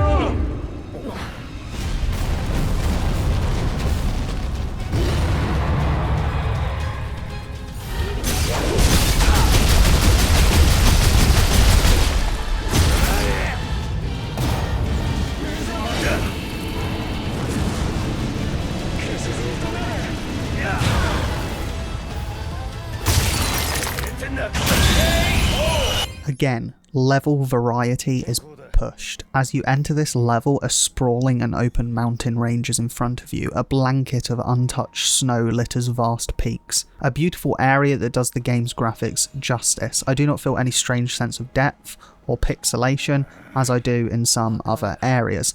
Plus, all the colours of the crystals and spells work wonders off the white background. Even in the middle of nowhere, Ash manages to hide and talk in my damn ear.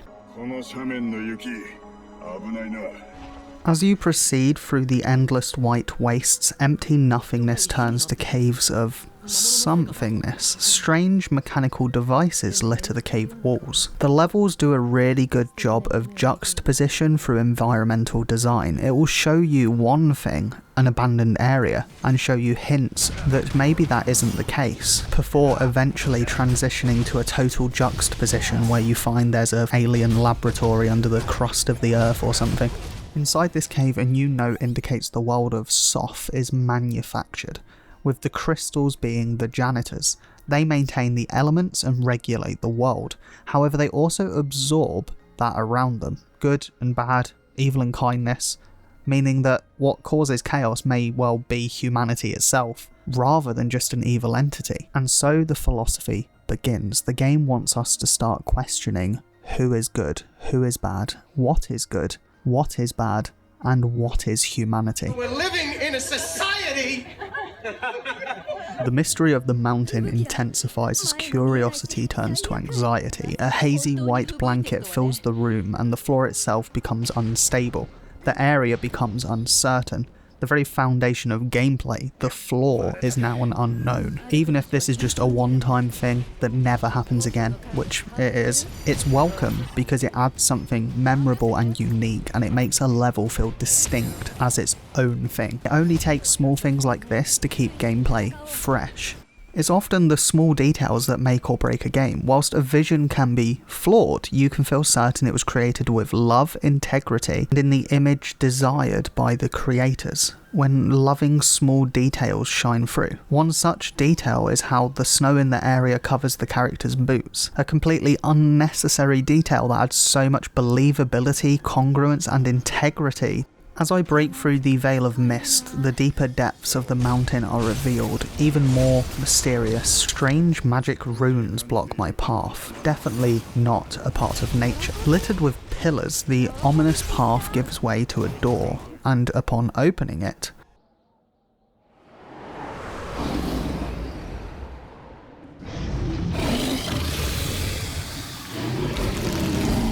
as usual, my build does huge damage. Along with a holy element, I shred through the boss. However, upon one-shotting it, I do get a glimpse of some new boss design elements. During the second stage of the boss, I'm able to target and hit its wing bones. Doing so, using my Cyclone attack and Holy Element, I do insane damage. Its Break Gorge just vanishes. It would have been much tougher, I'm sure, without an area attack and Holy.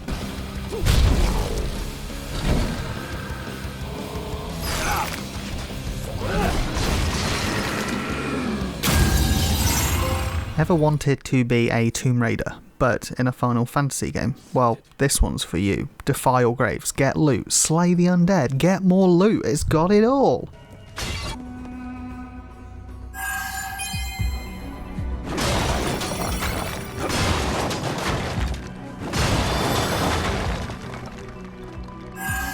Jokes aside, it's thematically great game design to turn coffins into loot hoards. It provides a new experience whilst being contextually correct. The game also employs traps in this area, as well as, later on, dense areas filled with undead and chaotic enemies, with even Jack suggesting to go around rather than fight through them head on. These traps are really good as well, because they're subtle. I mean, later on I have to grind through and farm this area through a side mission, and let me tell you, the amount of times that I ran into these traps and forgot about them or didn't dodge correctly, so much. And it's really good game design because it changes the way you play the game. You have to be slower, more methodical, careful, things that are normally not a part of the game as it's fast-paced action combat. There's plenty of moments in this game when your jaw drops from seeing a classic Final Fantasy enemy being recreated into this fast-paced action game.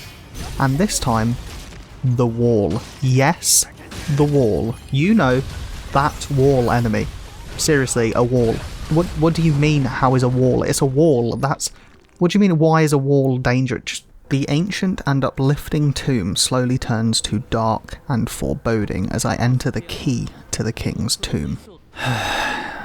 The very annoying and very invisible little twerp discusses asking Astos what the dark crystals are, to which Jack refuses. The game now starts to make the player question why Jack is so against finding anything out. He refuses anything to do with finding things out about himself or his past, and he completely refuses anything except destroying chaos. It's extremely well done because they've shown his personality. He's straightforward and he just wants to get on with doing what he wants to do. But this also overlaps with somebody who's in denial. Is this just Jack's personality, or is there maybe something darker or deeper going on? We also find a note that indicates that I was correct. The party are in a Groundhog Day reset loop, I assume to fix the issue of balance, chaos versus light, the crystals powering and consuming. However, the interesting part is that it seems Jack, as the collaborator, gains power from the vast energies produced from the resets. I really hope you guys have been commenting your theories up to this point on what you think the story is. And if you haven't, please comment right now what you think will happen in the story, what you think the ending will be, anything. It's so interesting with games like this that have a really vague plot because you get to see how people fill in those gaps. You guys get to see if I was wrong, if I was guessing incorrectly, and hopefully I get to see you guys guess a bit wrong as well, because it can't all just be me, can it? Come on. And then the king of the king's tomb. Apparently a lich. Doesn't seem very kingly, actually. And Jack agrees.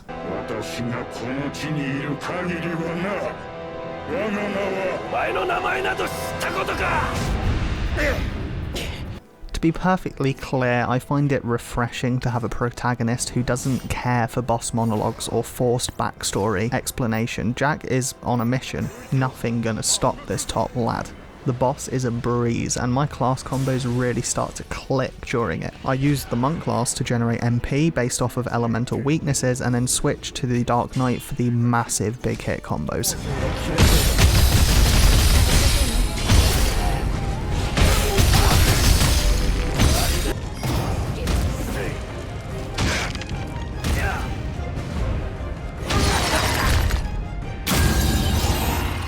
After beating the not king of the tomb of the king, the roof starts crumbling down. Sophia tries to save Neon, and Jack sees Sophia will get crushed.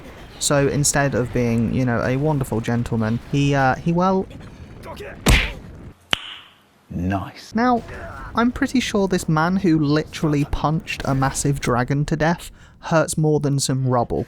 Don't kill her, Jack. Jokes aside, this moment is some really good character depth and exploration for the party, as it's by far the most ignored aspect. Final Fantasy is known for character depth and growth, relationships, complications, and coming of age. This is a spin-off and I do not expect this, though I miss it. So even if it's but a small moment of characters and camaraderie is welcome. Now, I mentioned prior that the side missions are strange because they're called side missions, but actually they're not. Now, this demonstrates this because after doing the last main mission, I usually mop up side content to raise my gear level and be prepared. However, for the first time, I'm told that I'm undergeared for the next main mission, and this gets even funnier because later I become undergeared for the next side mission. Unsure if I'm supposed to grind or if it's okay to be slightly underleveled, I just push on anyway. Here, the game utilises a pre-existing mechanic in a new way to keep the player on their toes. In this section, we use power again. That sounds strange to just say power, electricity is a mechanic, but still. We know that activating power will activate turrets, and in this case, door switches too. At this point in the level, we see a hallway with many Guardian robots littering the side. Because we have experience with this mechanic, we know that these Guardians will soon come to life and attack us. It would be fairly obvious regardless, but by providing this encounter through the mechanic, it makes the player feel they have control, and thus provides good design. Because of the power mechanic, first establishing itself in a previous level and then reusing it differently, here it causes uncertainty. This reaction due to the shift in mechanic fits with the context of the level. Exploring long-forgotten mechanical ruins, not knowing what will come alive and attack, and what is an old machine. Here is an example of this where I see statues and I don't know whether I'm about to fight them or if they're just a statue. Again, great evidence of level and environmental design because I'm questioning the environment itself. The dungeon is a living, breathing thing that is as much a threat as the enemies. Though the following section is a strange one. The idea is that you go through this area with one ginormous turret constantly blasting you that will basically do half your health and stun lock you. It's horrifically difficult, whilst having to fight other enemies and get treasure, and all of this is not easy. So instead I just did what is completely counterintuitive to the game design to get around this turret. Forget the pain, I just run around looting everything and trying to find a way out, or to power it off. I do die eventually, so I end up just running straight up to the turret and destroying the demonic hole under it. This is the moment I get a taste of the most powerful tactic in this game, one which I will employ to get the platinum trophy and use throughout the entire game. It's also probably the first major instance of the level design not being good, but we'll get to that later. I have to say this boss is the least inspired of them all. It's just a robot scorpion. I don't even know why a scorpion. It has nothing to do with the level. Despite this, the boss fight does highlight something great that I've neglected to mention until now. The music. I won't spoil the entire soundtrack because it's really unique and I'll no doubt get demonetized anyway. I'll show this snippet of this boss fight here though, and as you'll see, the music reflects in some way the area or boss.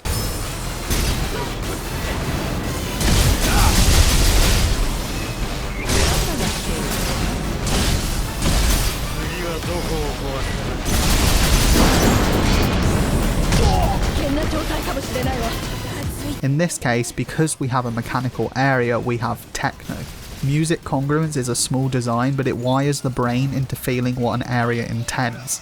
In this case, fast-paced techno replicates the fast-paced action of fighting a mechanical boss. Even if you're not big into music or the genre, you'd be surprised how much effect it has on the brain when developers employ music like this. For instance, imagine playing Elder Scrolls Oblivion, travelling through the beautiful forests, and there's heavy metal in the background. It's not the same, is it?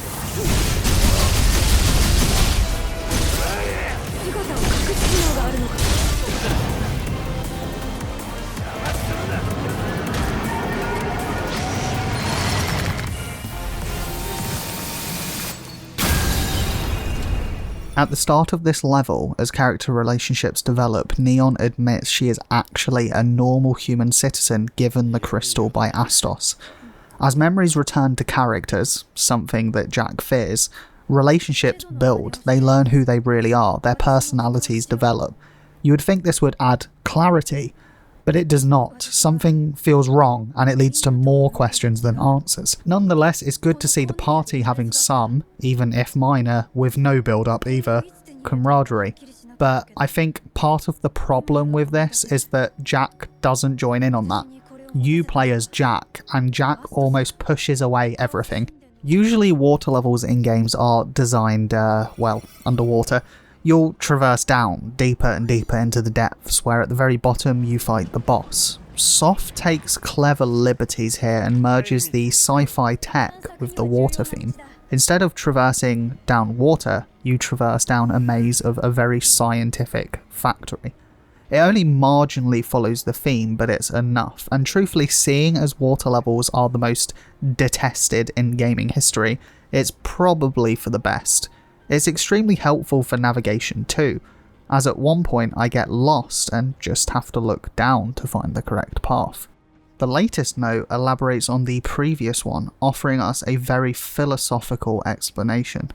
The crystals are sources of power, of which humans pray and worship, creating light and life. However, there would also be humans who do the opposite, fear and loathe them, creating chaos. It is the humans' hearts that sway the world and corrupt the crystals. A drastic solution is offered to solve this, of which we find in a later note, is extinction of humanity. A particularly philosophical question because, as with real life, humans are the issue. Without us, the world would be better. The boss for this level is somewhat uninspired again. It's a very Souls-like looking Cthulhu water monster called the Kraken, and the only thing worse than an ugly creature is an ugly creature with a tentacle tumour coming out of half of its eye socket. Things like this are the reason why nobody cares about the ocean. Why can't the giant Kraken just be nice for once? The boss's first stage is incredibly easy, as usual with my build. However, the second phase offers some resistance. A fast attacking boss with large area of attacks, it tends to also attack behind it, making my wind-up attack tactics tough. Further, this is the first boss that requires use of the environment to defeat it. You must electrify water whilst it swims, or else it uses a one-shot move on you. The developers do immediately warn the player about this after you die, but that's not really cool to introduce a new mechanic you've not done for the entire past 20 hours of the game, and then I die and then you tell me that you need to set this mechanic up earlier in the level.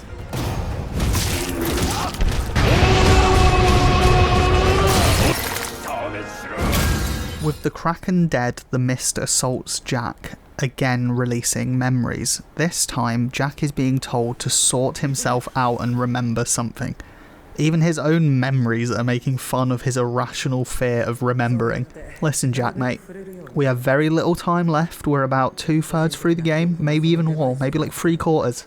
And with no plots being developed, just remember, mate, eat some tuna. With all the crystals restored, the party discuss what's next. It certainly doesn't feel like the end or that chaos is gone. Even Jack says he still feels chaos out there. The party decide to head back to Cornelia Castle and see how they're received, as the Warriors of Light who saved the world, most likely. It's discussed in the game too that the Warriors of Light gets the princess as the prize. They mock how antiquated that is, which is cool, but let's expect some awkward cutscene with the nun and Jack.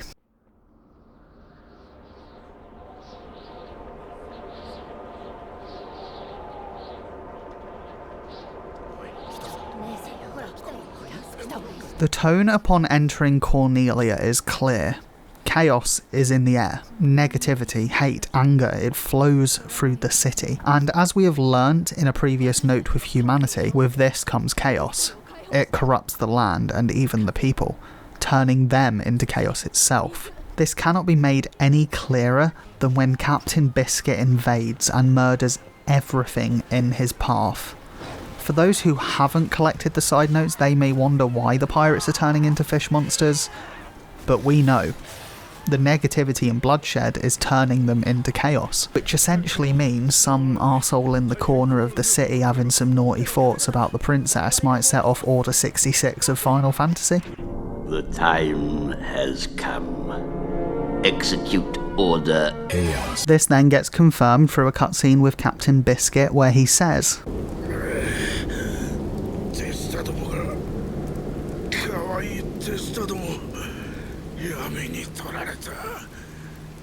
and sets the focus for the plot moving forwards. Who or what is Astos? He said he would appease the pirates, yet they seem to doubt him. Further, why is Neon one of us? A new set of questions to chase. But ultimately, the major question of this game is, how do we beat Chaos? And we already have the answer to that. We can't, because Chaos is evil, and being evil and causing evil is human nature. You also may feel the same way as me right now. The philosophy is cool, the combat's cool, seeing the new bosses, it's all cool, everything's cool.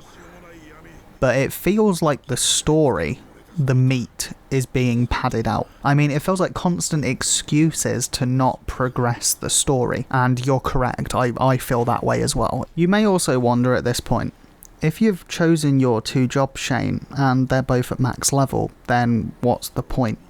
What purpose is there? Where is the RPG? Well, first you can upgrade the jobs that consist of your final one. In the case of Dark Knight, that means fully leveling Berserker, Marauder, Knight, and so on. All of those stats go towards the class you're playing. Second, as with most RPGs, the leveling ends with the gear. Finding higher level and stronger gear, then upgrading it with crafting. I definitely feel you level up to max far too quickly. I mean, loot grind is usually an endgame activity or a post-game activity. I can't think of a single Final Fantasy where you can max a class or level this quickly before even playing 50 hours after the main game. I feel this is somewhat of a disappointment, but it's very minor. It's clear this is a spin-off and action is the focus, RPG mechanics are the secondary, and for that they are done well. Starting this level, you see some white bats. Somewhat cute, they trigger me to wonder, where are the cutest of Final Fantasy creatures? The staple, the perfect being, the most amazing specimen that exists. Where are the Moogles? They're in every Final Fantasy game. They're in every spin-off. There's plushies. Where are the Moogles? Remember how critical I was about the difficulty between checkpoints? Well, if you make it this far through the game, be prepared. The Ancient Tower is the moment the game shows you that you've made it. The enemies are far more aggressive, they use their abilities far more intelligently, or maybe just spam them, I'm not sure. The encounters mix in buffing enemies, ranged enemies, they use swarms and varying elements. At this very moment, the game starts throwing everything it has at you and expects you to play the game with every mechanic utilised perfectly. I make sure to farm enemies using Soul Shield to have excess MP. I make sure to be ready to dodge and counter. I make use of combos, interrupting enemy abilities, and more. It takes me a good amount of tries to make it to the next crystal, and I felt no sense of relief in this game like the moment I saw it. This exactly here is why I love to complete games, to give it my all because they reveal themselves in different ways. Soft is like an onion, it has layers, some more pungent than others. Here is another example of encounter difficulty being increased. I have had a maximum of 3 fights since my last healing point. I am out of potions. In front of me is a Marlboro. Inside me is some big heckin' concern. I end up barely making it to a healing point, and to be honest, I'm not going to lie to you. I'm going to be honest, because I've recorded it and I'm showing you. I just ran past them and went to the healing point. I didn't fight them. I'm sorry, I didn't do it. I just ran. There's no consequence. After navigating the maze within the Ancient Tower, activating 3 crystals and ascending through a teleporter, I arrive at Astos' lair. And I forget to re-equip my boots. Just imagine the audacity of meeting the top lad who's helped you out for all this time and potentially might be the final boss, and you show off these overused foot nuggets. Another uninspired but great boss fight. A large robot. I know, innovation. Presumably this is lost tech from this Lufernian person who gave me the crystal. It is weak to an element it uses during its own second stage, which is strange. It's also extremely fast and dangerous though. But if you're able to dodge or soul shield it, it leaves itself open for huge damage to be done. Plus I beat it without shoes on, so I think that's pretty neat.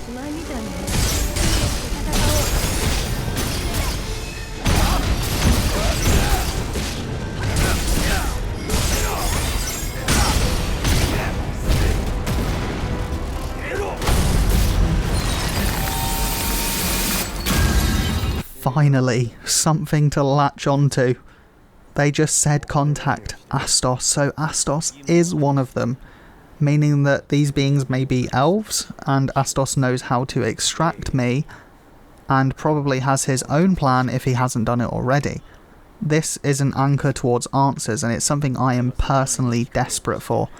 And I'm sure for those of you watching and others, something to finally try and piece this story together. You get some answers to the quiz to find out if you're a dumbass or not. Do you guys think you sussed it out? Come on, tell me in the comments, did you do it? The rest of the party knew everything. What's happening, who they are, what they are. They knew, they know. And also knew Jack didn't want to know. For a game with very little character development and party relationship development, it's a nice moment.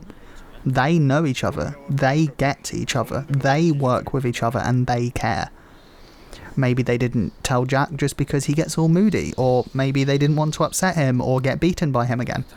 Regardless of the lack of development prior, this moment establishes they do have a relationship, and it has changed since the start. They all started as strangers and outcasts to each other, and now they seem familial. It is slightly strange that as the player you still feel like a stranger, but, and this will only become clearer as we get closer to the end, I'm pretty sure the game wants you to feel like you're a loose part. It wants you to feel confused and lost, without structure, without congruence, and you will find out why, and I'm sure you agree with me that they do an amazing job at this. Do I think this is good design to make me feel this way? No. Did they do a good job? Yes. Stay tuned guys, because we're getting really close now, okay? Astos requests us to destroy some castle that's appeared in the land, spreading chaos. Upon entering the first castle, which feels like a strangely modern mansion equipped with fire extinguishers, okay, Jack starts going through his mid-game crisis when he no longer feels a drive to kill chaos. With Jack bewildered in this modernistic mansion, I finally gain clarity as a player, not on the story, not on Jack, but on what the issue is with this game. Whilst the combat is good, the dungeon design and level design is amazing, the class system and loot mechanics are incredible. Something eats at the back of my mind, something with the game just feels wrong. What I realise in this level is that the game is ironically worse than Chaos. Chaos can have its own security, its own congruence. For instance, Marvel Spider-Man, the game is chaotic. Peter Parker fights off relationships, friendships, villains, work, and more, all at once while everything is crumbling on top of him. Yes, it's chaotic, but you have stability in there. Characters that he believes in, a believable world, and more. In Soft, there is not a single element of congruence. The party are constantly bewildered, you know nothing at all of the world, that is obviously chaotic itself. Then what you do know of this world is an awkward mixture of random assets and locations. There is seemingly little to no culture in this land. You go from cave to space to an underground facility to a modern mansion. You'll be in said mansion filled with unicorns and water elementals and fire extinguishers because chaos? Essentially, chaos, confusion, and such are perfectly usable themes for a game. They definitely work, but they require some structure and stability as a foundation, of which this game has none.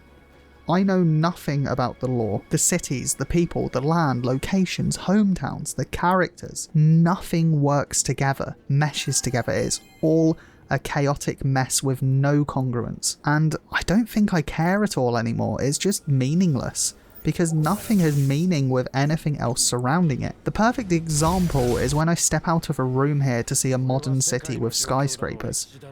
My reaction isn't wow, my reaction is just lol, what the fuck? Moving on. Then shortly after, Sophia says this. And I feel the developers hit the nail on the head. The only very basic thing that kept us as a player anchored up to this point was Jack's desire to destroy chaos. And now, without that, we just drift in the confusion and chaos. Our foundation is gone. Our only very fine, minute motivation and drive is gone. This area is just pretty forgetful, to be honest, on top of that, though it is cool to see that the boss is a classic Final Fantasy enemy, as you'll see here. Which then turns into this strange but cool RPG reference in its second phase. And if that's an ultra rare behemoth, I would like to see the legendary one later.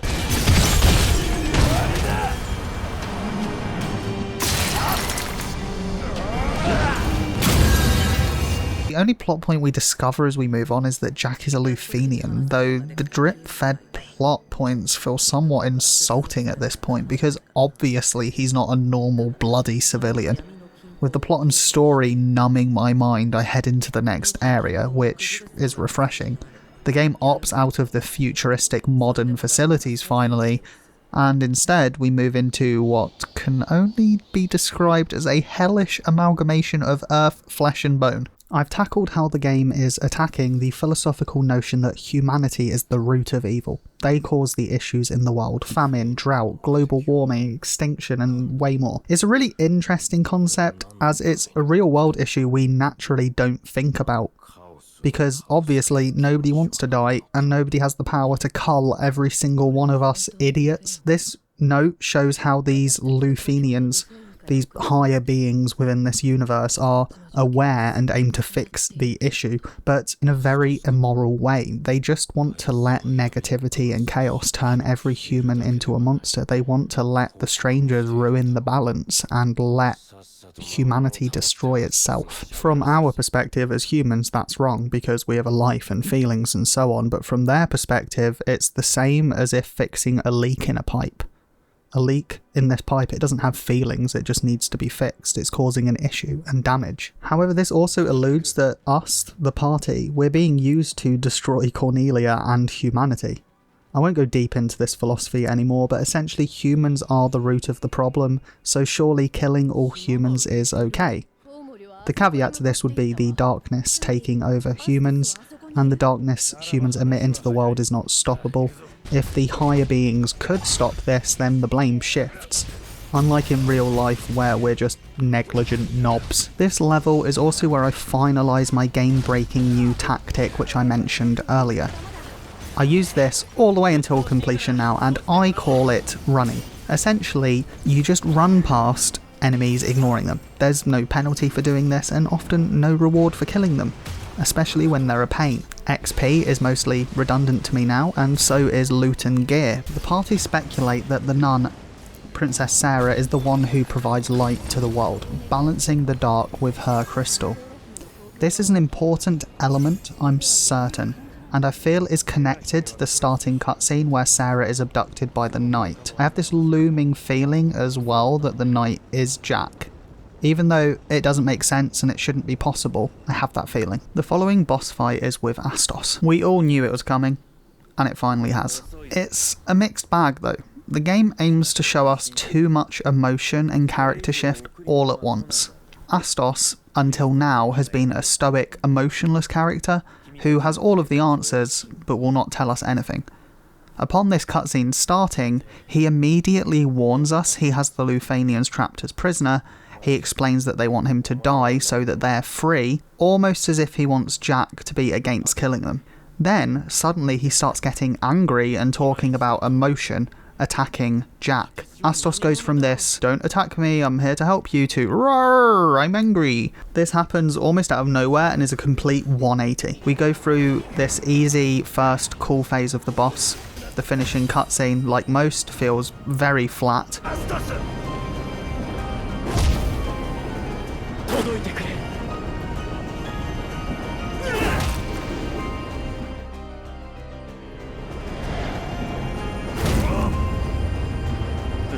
However, one cool moment is during the finisher, they punch and connect fists, which provides Jack a memory of Astos, where the two are fist bumping. This is actually great because it adds significance to him remembering. This was not done in aid of the Black Mist like usual, meaning Jack somehow naturally remembered this, meaning Astos must have been very important. It also resembles how Jack must be feeling. It was sudden, immediate. There isn't time for him to process this thought or this memory. He has to fight for his life. So essentially, it's a really good fight, but it happens far too suddenly and is a too much for 180 all at one moment. The fight moves onwards and Astos turns into this thing. Now, you can just imagine, you're driving your car, you park it up, you get out your car, someone blocks your car in, annoying. So you have to wait for them to get back and then you have to give them the old verbal beatdown, okay? They get back, you confront them, they step forward and turn into Ultima Weapons Sigma. What do you do? Tell me in the comments, what do you do?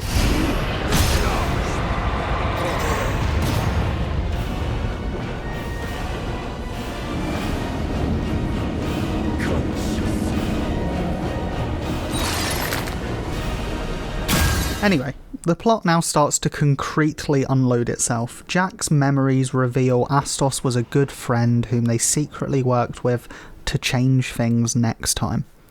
Astos was saddened that Jack would forget, and Jack promised he would not. Seems a side effect of the Dark Crystal is being a big fat liar too.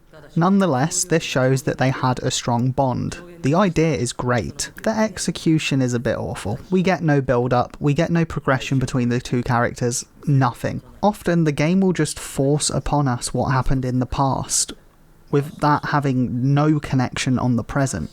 In this case, our experience of Astos is a miserable, evil-looking, moody elf. Yet the game forces upon us, no, Astos is nice. The premise is good, but it is far too much to unload on us in one moment. It should have been done slowly. A first fight that reveals the fist bump friendship and a second later on in the game to cement that. Instead, forced emotional encounters and forced views of characters opposite to what the game shows you leaves you feeling brushed aside and manipulated. This is only made worse when the Luthenians and Astos die and release the darkness inside them, which creates more chaos monsters all over the world. And my instant reaction is annoyance. It feels like, probably for the last 5 to 10 hours now, that the game has just been spewing forth half-assed reasons for monsters to appear for us to beat to pad out action-based levels and the story. In this moment, I honestly just resolved to sprinting through the remaining levels and story and just get through this. You know, when the game is just constant, oh no, there's chaos, whilst no new plot developments or character motives happen, it just becomes a pointless endeavour. Then, with another 180, Jack is now resolved to help Astos and stop the Luthenians. They used him and the party and they all desire to find and stop them. Cornelia has turned into demons, as we'd seen as possible in the notes. Again, the game does not build up character growth, they just go from unhappy to ecstatic. In this case, we go from purposeless to angry and vengeful. I completely understand why, but you're never shown the party seeing or feeling this shift in emotion. There isn't small doubts about their actions, anger at the Luthenians for wiping their memory. In reality, Jack just goes from wanting to destroy chaos to lost and confused to wanting to destroy the Luthenians. There's no build-up between each of those things, it just happens in a moment, in an instant. This definitely wouldn't have been an issue if the game hadn't put its focus on hiding character motives and plot and backstory and personality. But the developers chose to hide something and then massively under-deliver on executing and revealing it. Again, I think that the philosophy, the backstory and the concept behind all of this, which you will discover more of as we go on, I think it's really good. I just think that it hasn't been executed well. Jack has that very traditional old-fashioned mindset, you know, that mindset of それが定めなら仕方がありません。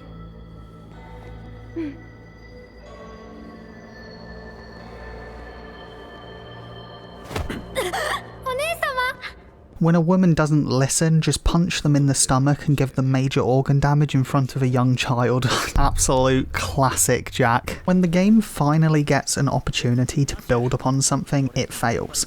Here, citizens attack Jack, claiming he's evil. Well, why not show us, as the player, negativity taking over, them turning into a monster, and that Jack can stop it with light rather than darkness. Instead, he just tells them to shut up, which is very Jack, but, you know, it's still a failure to demonstrate some of the lore they establish. 一人戦うあなたの背中を見て気がつきました。私は間違っていたのだと。私とミアはこの混沌とした世の希望の光となって生き続けるべきですよね。 And apparently to teach people it's okay to beat women. Oh my god, the first plot twist. I didn't see this coming. The nun Sarah once admitted Jack was her first love. Oh no, wait, we guessed that already at the very start of the game. Jack also says his full name is Jack Garland, and the knight at the start whom stole the princess was called Garland. I am slightly confused how Jack beat himself up at the start, but something we've known for 20 hours has come to fruition. How bittersweet. We do, however, get the answer to how Sarah got her dark crystal. Jack gave it to her. A very clever moment, as we saw Jack use the loop to his advantage. By giving her his crystal, he gets to later absorb the power when Sarah inevitably gets killed, turning Jack into a hyper-powerful, revenge-seeking monster of chaos. I think Jack hit her so hard that she thinks she can see through his helmet. How emotional. Chaos. What is the one thing that the game has concretely taught us? It's chaos. That's darkness, chaos, negativity, hate. It's all inevitable. Very impressively, the game then teaches us this again. And despite knowing that Jack is the Dark Knight, and the game telling us that the party become monsters of chaos, this moment hits in a very real way, and nearly makes all the long-winded and drawn-out drip-fed lore nuggets worth chomping on. The party are resolved. They are aware, and they use this concurrent loop. This isn't their first rodeo. They fight Jack. They attempt to kill him. And it's all to force him to turn into chaos and end the loop, killing everything, including the Luthenians. It's a very unique situation in any game that I'm aware of. Becoming the villain, killing the party, embracing chaos. It's an extremely enjoyable fight too, as you're vastly stronger than them. They do not stand a chance to our strength. Even now, long after finishing the game, I struggle to process this, and I don't mean that in a bad way, I mean that in a good way. On one hand, the way the developers handled the story throughout the whole game was not good. It was really badly done, and the way they handled characters developing in that 180 way, it also was really, really bad. But with the payoff, when this happens, this moment, it becomes good. And the reason that it becomes good is because the developers manipulated the player's emotions to cause a reaction in this moment. Essentially, we spend the whole game feeling lost and confused and manipulated, and the information they provide us all leads us down a very specific direction of understanding the game. And up until this very moment now, you know nothing. And then suddenly you know everything, and even if, like I'm sure you did and I did, we had extremely educated guesses, it's near impossible to fully understand the game, and to fully understand that the party members that were with you the whole time, they knew something more sinister and dark and convoluted than you could possibly comprehend. The game is chaotic, deplorable, evil, the world is benign and humorous. And as the player, as Jack, we were just used from the very start. We are just a tool. And even then, we were used by our own self, by our own party. This convoluted plot was set up 100 years in the making for this very moment. And I think due to all of this, in this moment, you feel, relate, and motivated just as Jack is. Because you have been used throughout this whole game as the player by everything. And so is Jack. And there is this strong motivation from him, this feeling of complete and total bloodlust, this red mist-like vengeance that is veiled over his vision.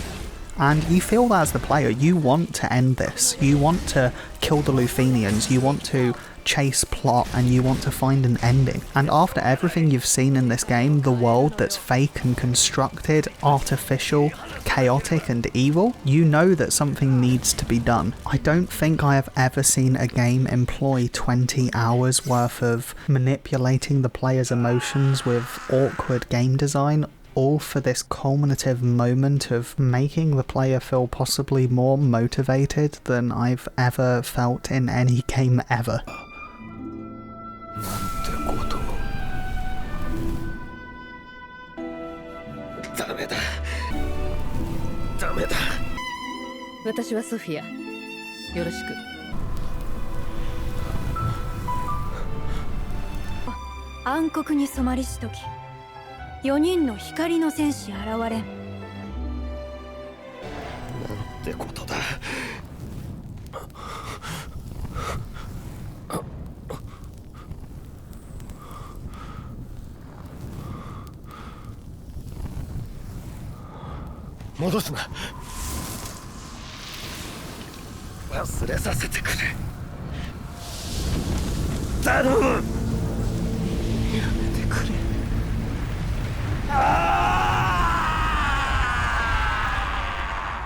We've returned to the shrine empowered by chaos. We have unlimited mana and Break Gorge. We are powerful. Returning to an area once tough when we started, filled with enemies that just beat our butts, that we now decimate with ease. From the standpoint of invoking emotion from the player, it does great. I feel what Jack is feeling and the gameplay reflects it. However, this level also starts providing us notes explicitly telling us the story. I won't show the notes, so there's some mystery left for all of you who do decide to play, but it leaves nothing to the imagination, and is a strange way to end a journey of mystery, confusion, and chaos. Don't slip me a piece of paper with the answers to the quiz after I've been writing it for an hour. It's like in this last moment the developers feel really bad for emotionally abusing us for the last 30 hours and they're just like, I'm sorry, look, forgive me, here's everything. We then open the door that previously led to Garland, the Chaos Knight, and instead we see an extraction portal which we enter as a chaos-infected Jack. The purpose here was clear. For Jack to become infected with chaos and extract to the area between Cornelia and Luthenia. This way, he can kill them or sever the tie between the two worlds, I'm unsure, but one of those. After an immensely fun boss with unlimited Break Gorge, where during the kill cutscene, each punch has us reminisce of the party and the truth behind their support.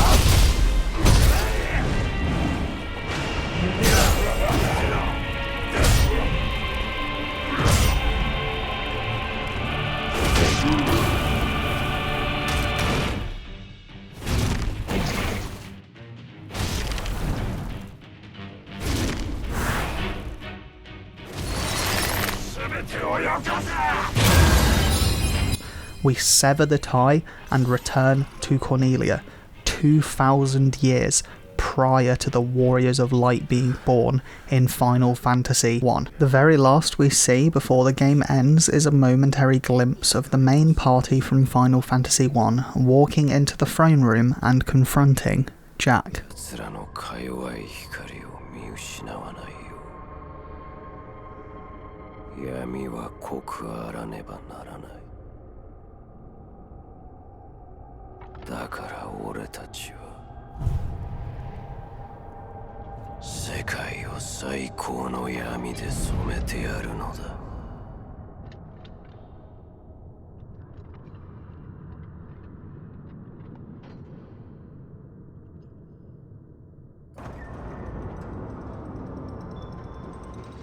Now, I have not played the first Final Fantasy, so I imagine that this hits harder for those that have. However, it is a nonetheless beautiful ending to the story of villain not villain Jack. In fact, I am a huge fan of the God of War series, and this game tackles the concept of an enlightened man rebelling against the gods even better than that. It also tackles topics of light and dark, balance, and how there is no right side in a confrontation. You transition from being hero to villain, yet from the perspective of the player, from start to end and soft to Final Fantasy 1, you are the hero, despite being the embodiment of chaos. It adds an extreme level of depth and moral complexity to something otherwise basic.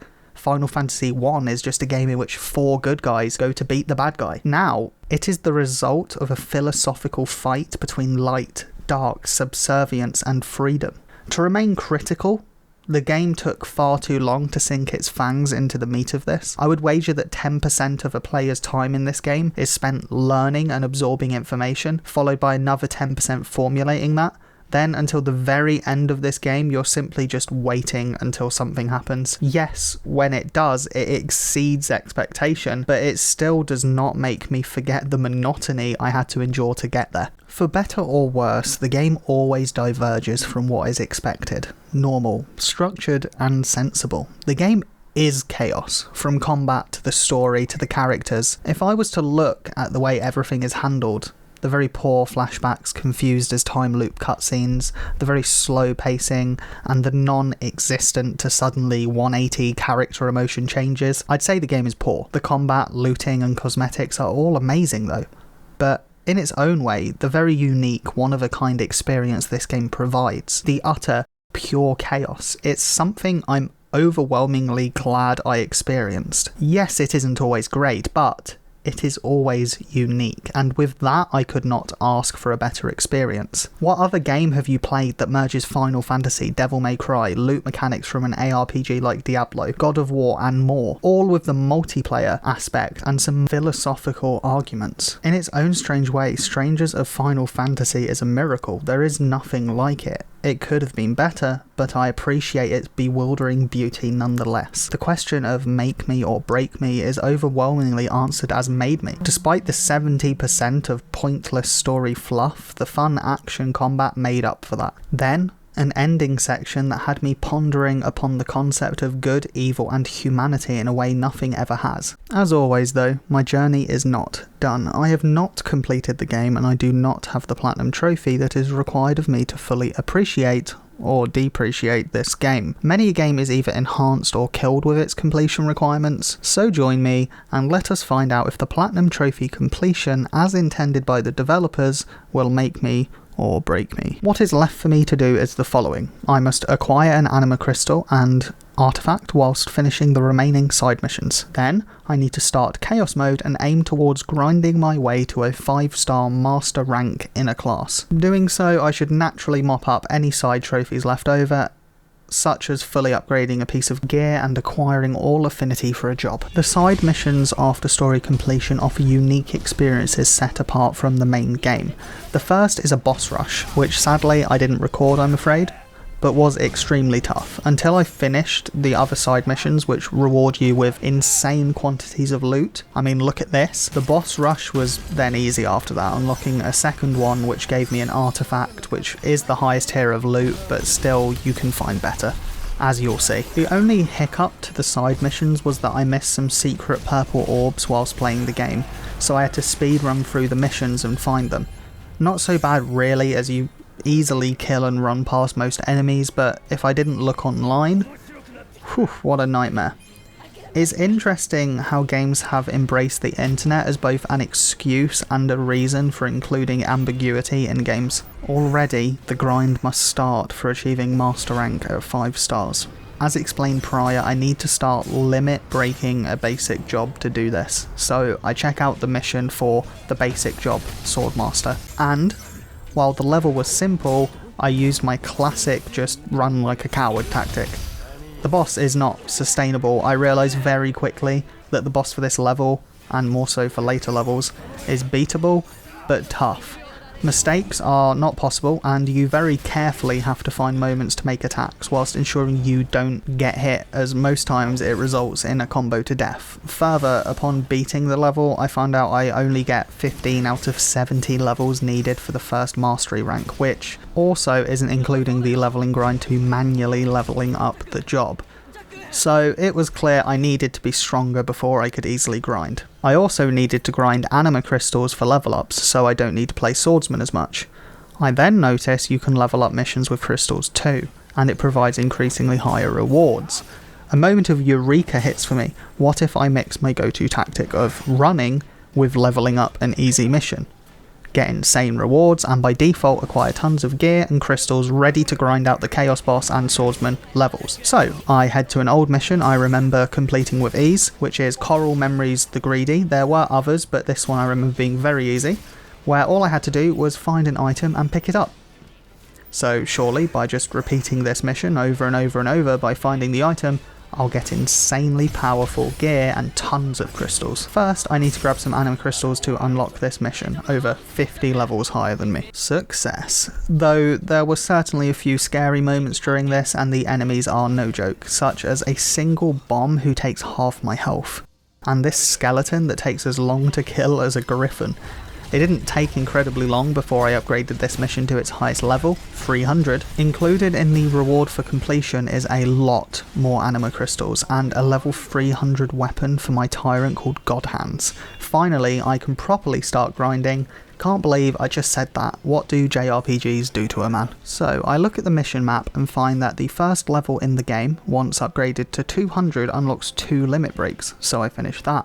Then I find the last limit break for this class, which is Warrior, and I finish that too. By just sprinting through it, it really isn't that hard. Then my Warrior can be raised to 99, which means going back to Coral Memories and smashing it for anima crystals and equipping any Warrior gear I find isn't bad either. This is a massive grind though, and doesn't even really require much skills at the game. In fact, it's a strange situation because usually these JRPGs require firstly a grind to acquire equipment, and then usually that equipment is game breaking. For example, in my experience of Final Fantasy, you often grind for equipment that unlocks the maximum damage potential and allows you to do insane damage, which is needed to beat the more difficult post-game bosses. However, this Final Fantasy game does not have that. The only post-game challenges are a few side missions once you finish the game, which are just semi-boss rush modes. Even then, they aren't that hard. So you would assume that the idea of reaching a max level limit broken character in this is to finish the final level of the game on Chaos at level 300, but no. Because the final mission is locked once completed, the rewards for every mission just become max level 300 pieces of gear, and it begs the question of why. The post-game seems meaningless other than being fully equipped and powered up for player satisfaction, but when the content of the game scales to your level, it becomes pointless because you cannot exceed in power the static state of the game's difficulty. You cannot work and grind using skill to overcome the game given to you. It is just what it is, which is very disappointing post-game content for a Final Fantasy game, and in fact the worst of any I've played. Here is my playtime prior to finishing the Master Rank grind. And here is my playtime after it. As you can see, it took me a long time to achieve this, and I would say that it is most definitely pointless and not worth it. The game should have provided me a special weapon or armor set for achieving such a feat. As an example, a classic Final Fantasy weapon such as Cloud's Sword. But no, you get literally nothing as a reward and nothing to do with this apparently maxed character. I realised why when I checked the store too. A season pass, in a game that in my humble opinion should not have one. Why create a post-game when you can make people pay for it, right? Regardless, I pop to the smithy, fix up the last trophy, and the platinum pops. My profile claims this platinum took me 28 hours, though my in-game timer is higher at 31 hours and 30 minutes. However, I didn't feel like I was quite done. I wanted to gauge my new max leveled character. I figure, just for fun, let's jump into a multiplayer with a random person and see their perception of the peak strength a character can be. Or near enough without grinding equipment too. And this is what happened. Sorry for bombing your sesh there, broken fetus. I'm glad this is how I ended my journey though. It first showed me how far I'd come, how powerful I was, immortal even. It was a disappointment you inhabit the body of the player's companions, as I would have loved to show off my armour, but regardless, it was a fun way to gauge my strength and feel power, seeing as the game doesn't reward your grind with that. What was also awesome though was how the multiplayer demonstrates a strength of the game I'd never experienced. The job system works well in a party. I imagine it may ruin game balance, but seeing these two players, one a fighting class and the other a white mage, working together was awesome. They coordinated prior to fights, buffing each other and moving on. This is vastly different than how I played, which was just swing first, think later. It also allows me to show you all the multiplayer is indeed a good system and addition to this game. It isn't shoehorned in, forced, or a lesser experience. It's the entire game in all its goodness and potentially an even better version with the tactics. We are strangers no longer. We know the game like the back of our hand, from the confusing reality bending start to the stagnant middle to the unforeseen story and character reversal at the end. This game offers a truly unique experience. Whether looking for a fun action combat game with deep mechanics and a serviceable RPG system, or a story that has you thinking and waiting 20 hours for the answers and plot twist, then this game is what you want. Personally, even after the long grind at the end for absolutely no reward of substance, I can with certainty say this game made me, and is a game I feel blessed to have played. Not just because it's good, but because there is no game like it. I view games sometimes as pieces of art, the culmination of great minds, artists and designers working together to create something whole. Sometimes this piece of art can be cookie cutter, filled with things that make a good game, yet come out feeling repetitious, bland and uninspired. Then other times, a game can go against the grain, merging numerous genres into something that may not fit the definition of good, but instead opting to create something one of a kind. Soft is the latter. Whilst not good comparatively to any genre or game it takes inspiration from, it instead merges itself into something so unique it cannot be valued against them. Something so unique that it is a beautiful piece of art in its own right. Flawed, but appreciated with great respect, even despite the nasty stank that is a season pass. Stranger of Paradise, Final Fantasy Origin, made me. Thank you again for watching, each and every one of you warriors of perfection. Please leave me a comment with any feedback you have so that I can grow as a creator. For those of you thick boy legends that made it this far, here's a little hint at the next Make Me or Break Me.